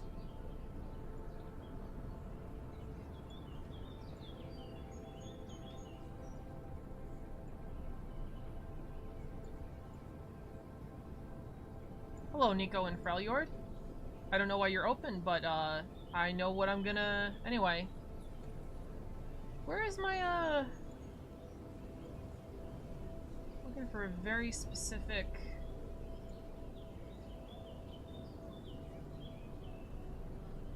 Yeah, Optimus is cool too. Optimus is like a lawful good paladin, but not boring.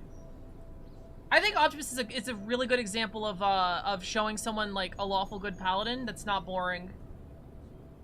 Not Bay versus Optimus though, because that guy just fucking kills people. But OG Optimus, that's a lawful good paladin. I don't know what god he'd be of. Probably just he'd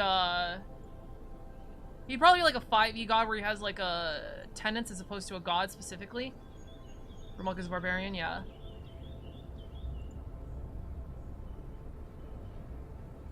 Does Optimus have an axe, or is that in the Bayverse only? Don't remember.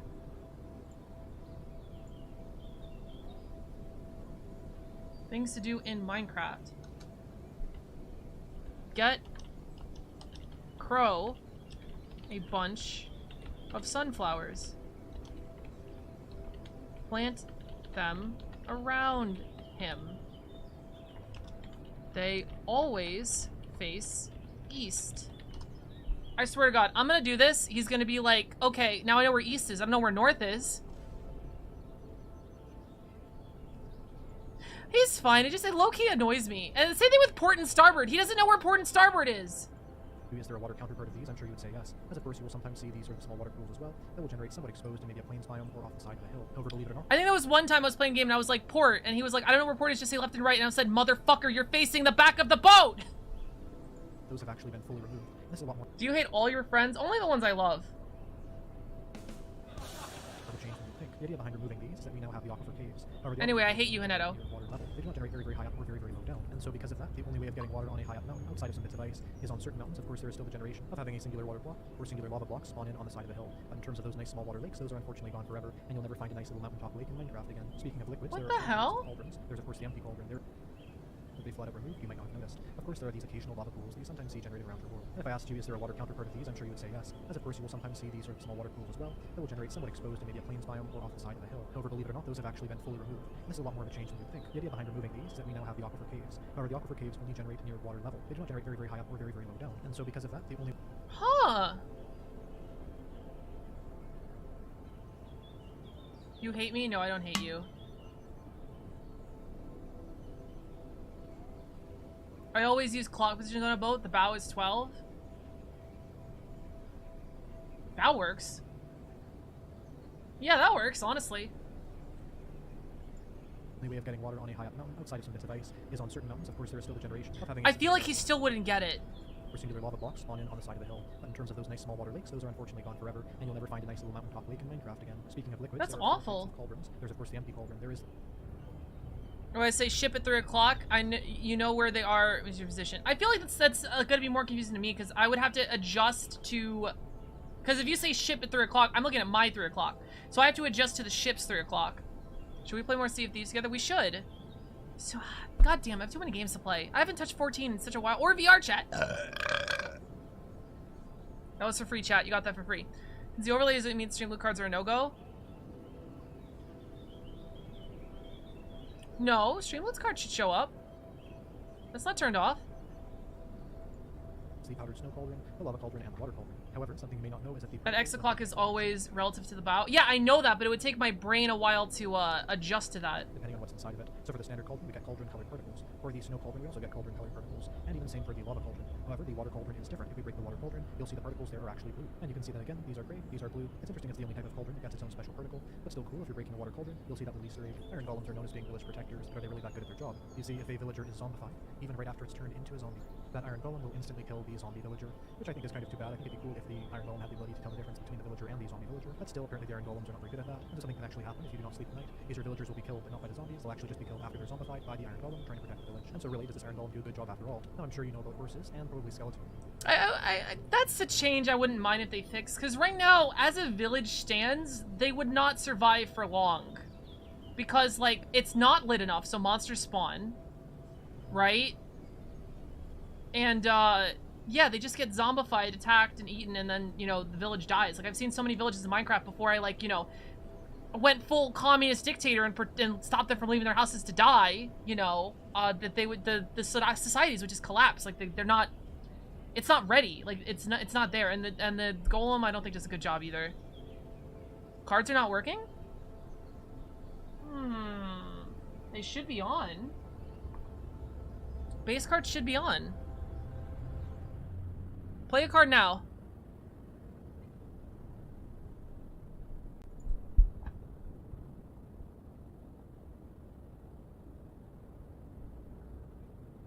What is that? That's an alerts, right? Yeah, alerts dynamic. Stream loots alerts. It's almost March. Take down your Christmas decorations. You cannot kill Christmas from me, Haneru. You cannot. Christmas lives forever. Christmas lives on. Refresh cache of current page. I restarted my computer. I don't know why it'd be. Streamloots emotes. Refresh. Actually, I could test it myself, can't I? Hold on.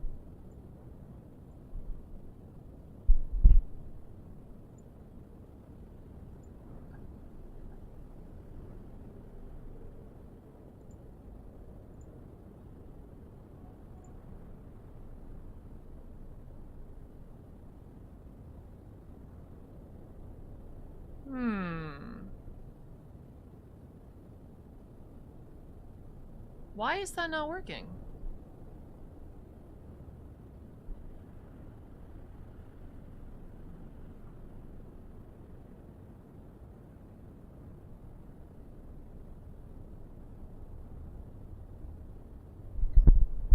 I cannot tell you why that's not working.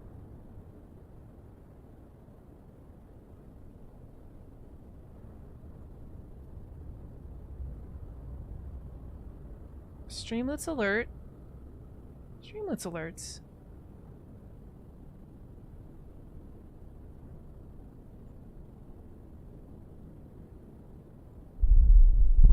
Okay.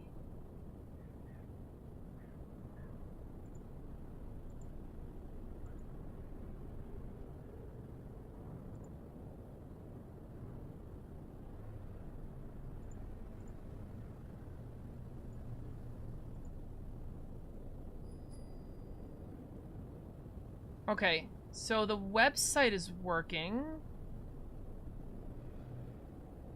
So why is mine not working on OBS? So it's probably an OBS problem.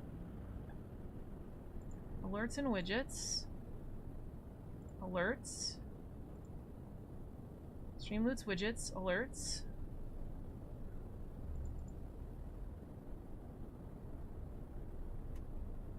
It's the same exact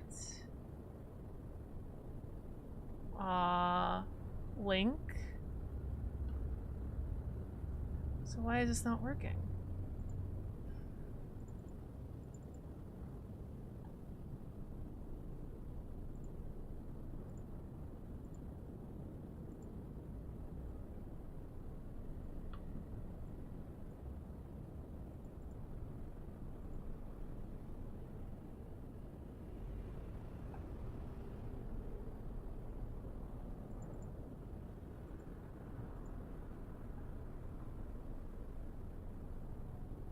None of these are working.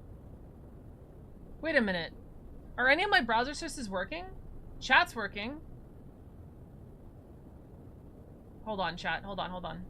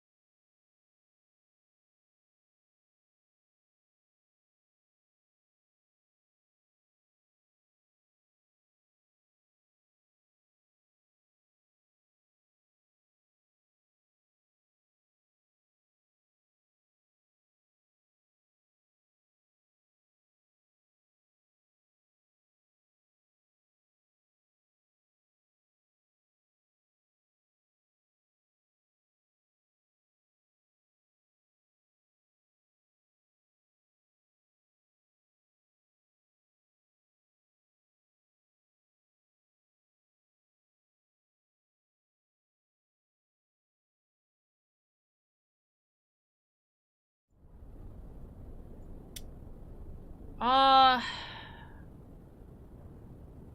of my Streamloots things are working, and I do not know why.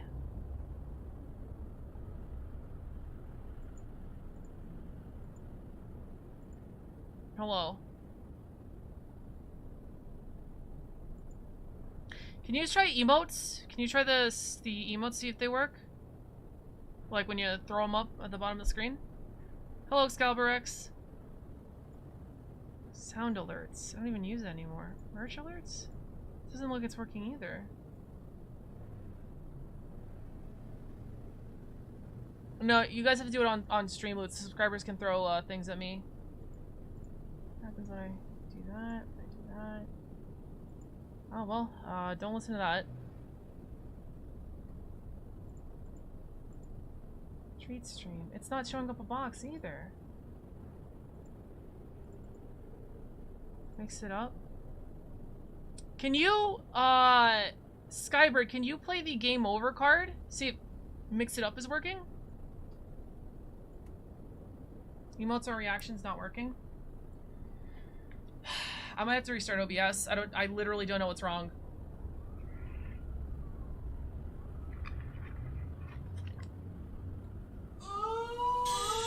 Okay.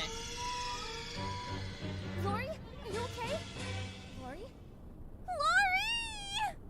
So mix it up is working. Other one is not.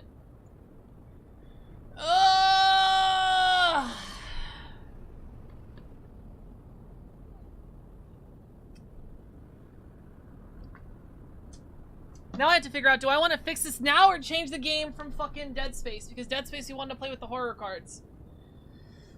I'm gonna go piss and figure it out, chat. BRB.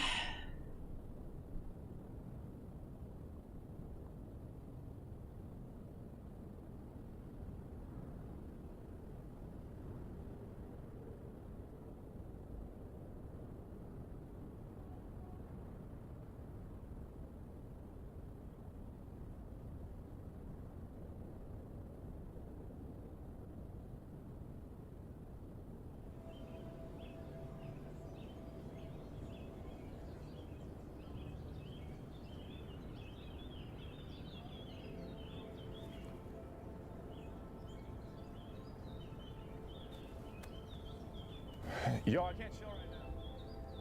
I gotta go. Matt, I didn't know we were chilling, bro. Do you have anything to do? Not right now. Do you just want to hang out? Like chill? Yeah. Oh, cool. Sick. You all good, bro? No, I'm chilling. Okay, cool. You good? Nah. Oh, what's on your mind, bro? Like, you have thoughts and are you thinking? Yup. That's good though, bro. At least your brain is working and stuff. My mom's my dad now.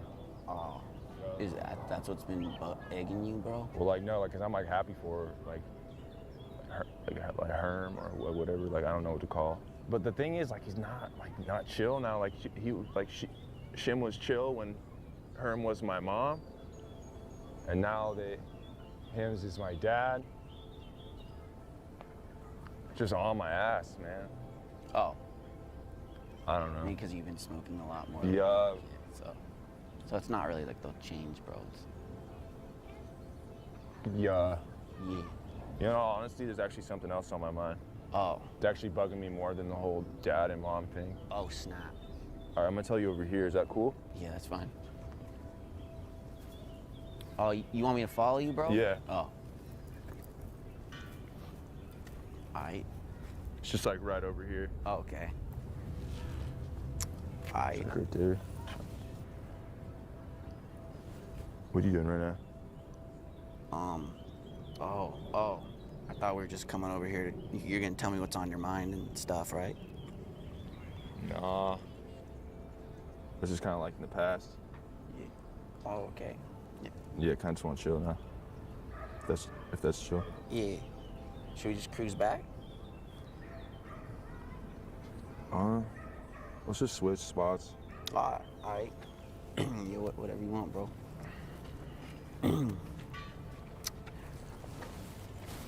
Oh, shoot. Yeah.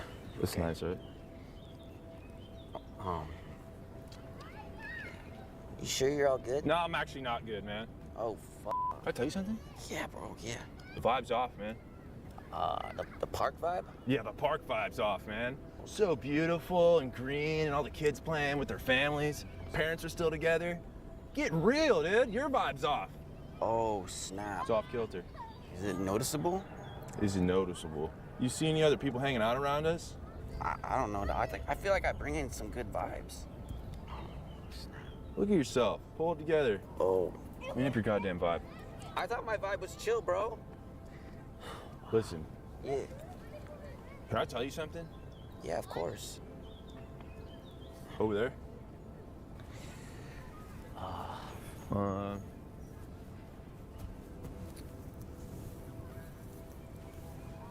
Yeah, this will do. Yeah, just lay down right there. Lay down. Yeah. Alright. Just like like on my back. Yeah, just like vertical. Alright, bro. Like just- all the way down. Yeah, you just lay down. Alright. Yeah, that's chill. Oh. Yeah, that's good. Stay there. All right, you have 4 minutes to tell me what the f***'s going on. Oh. Just be straight up. Spit it out now. Things are gonna get messy if you don't. I Hello. don't know, man. I thought You guys my vibe enjoying was the chill. video? No, well, you thought wrong. So that's your bad. I don't know. Put your hand down. It's in preschool, man. What's my mom, and my dad? Oh, that's Why, what. why's my mom, and my dad? That's That was pretty what's much on your mind the whole Can I time. be real with you? Yeah. Because you're my boy. Yeah. Tony. Tony. Yeah, that's it. Remember way back when I walked down that hill, I was like, I don't want to chill today. Yeah. And you kind of came at me with some like pushy shit. Oh. And you were like, you want to chill? And you kind of just, I don't know, you kind of pressured me into it a little bit. We didn't have to hang out, dog. I'm sorry. I know, but like I came up and like specifically I was like, I don't want to chill today. Oh, yeah. And then I'm here chilling in the park, making me talk to you. Yeah, I'm dipping for sure. Oh, all right. We good? Yeah, this is a legit cruise though. Okay, sick. You chilling here? Yeah. Can I get up? Nah. No. Oh, it's chill, bro. You probably chill here. All right. Yeah. Well, I'll see you soon, bro. Nah. All right. There's just so many things not working. I don't understand why. Oh, that way, bro. Oh, word. Yeah.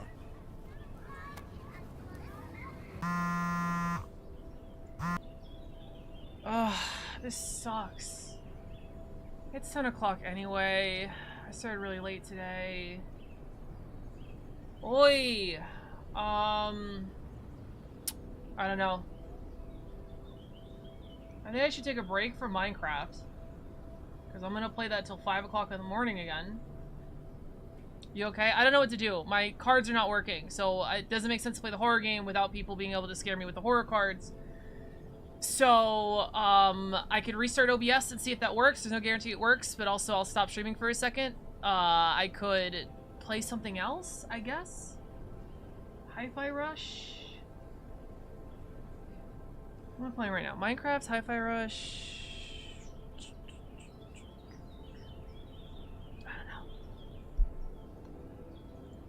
do not know.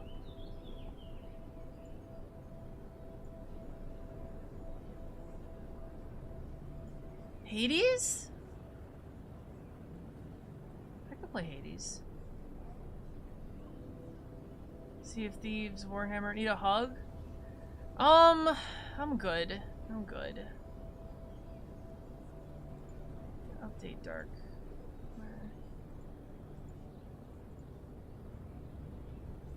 Oh, I can uninstall Dead Space. I guess I got the refund. It didn't alert me that I got the refund, but I assume I did. I downloaded Pathfinder, Wrath of the Righteous. I didn't know I did that. Right, I think I'm done with Pathfinder. Well, and I'm done with characters I need. There's still a lot of the book I need to read. How many things to do? Streaming. Alright, I'm gonna put this on. See if it speaks to me as an artist.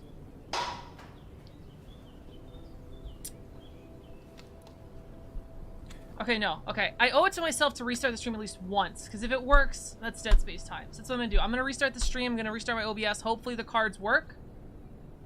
If it doesn't, we'll play something else. That sounds good. What are we gonna play? I have no fucking idea.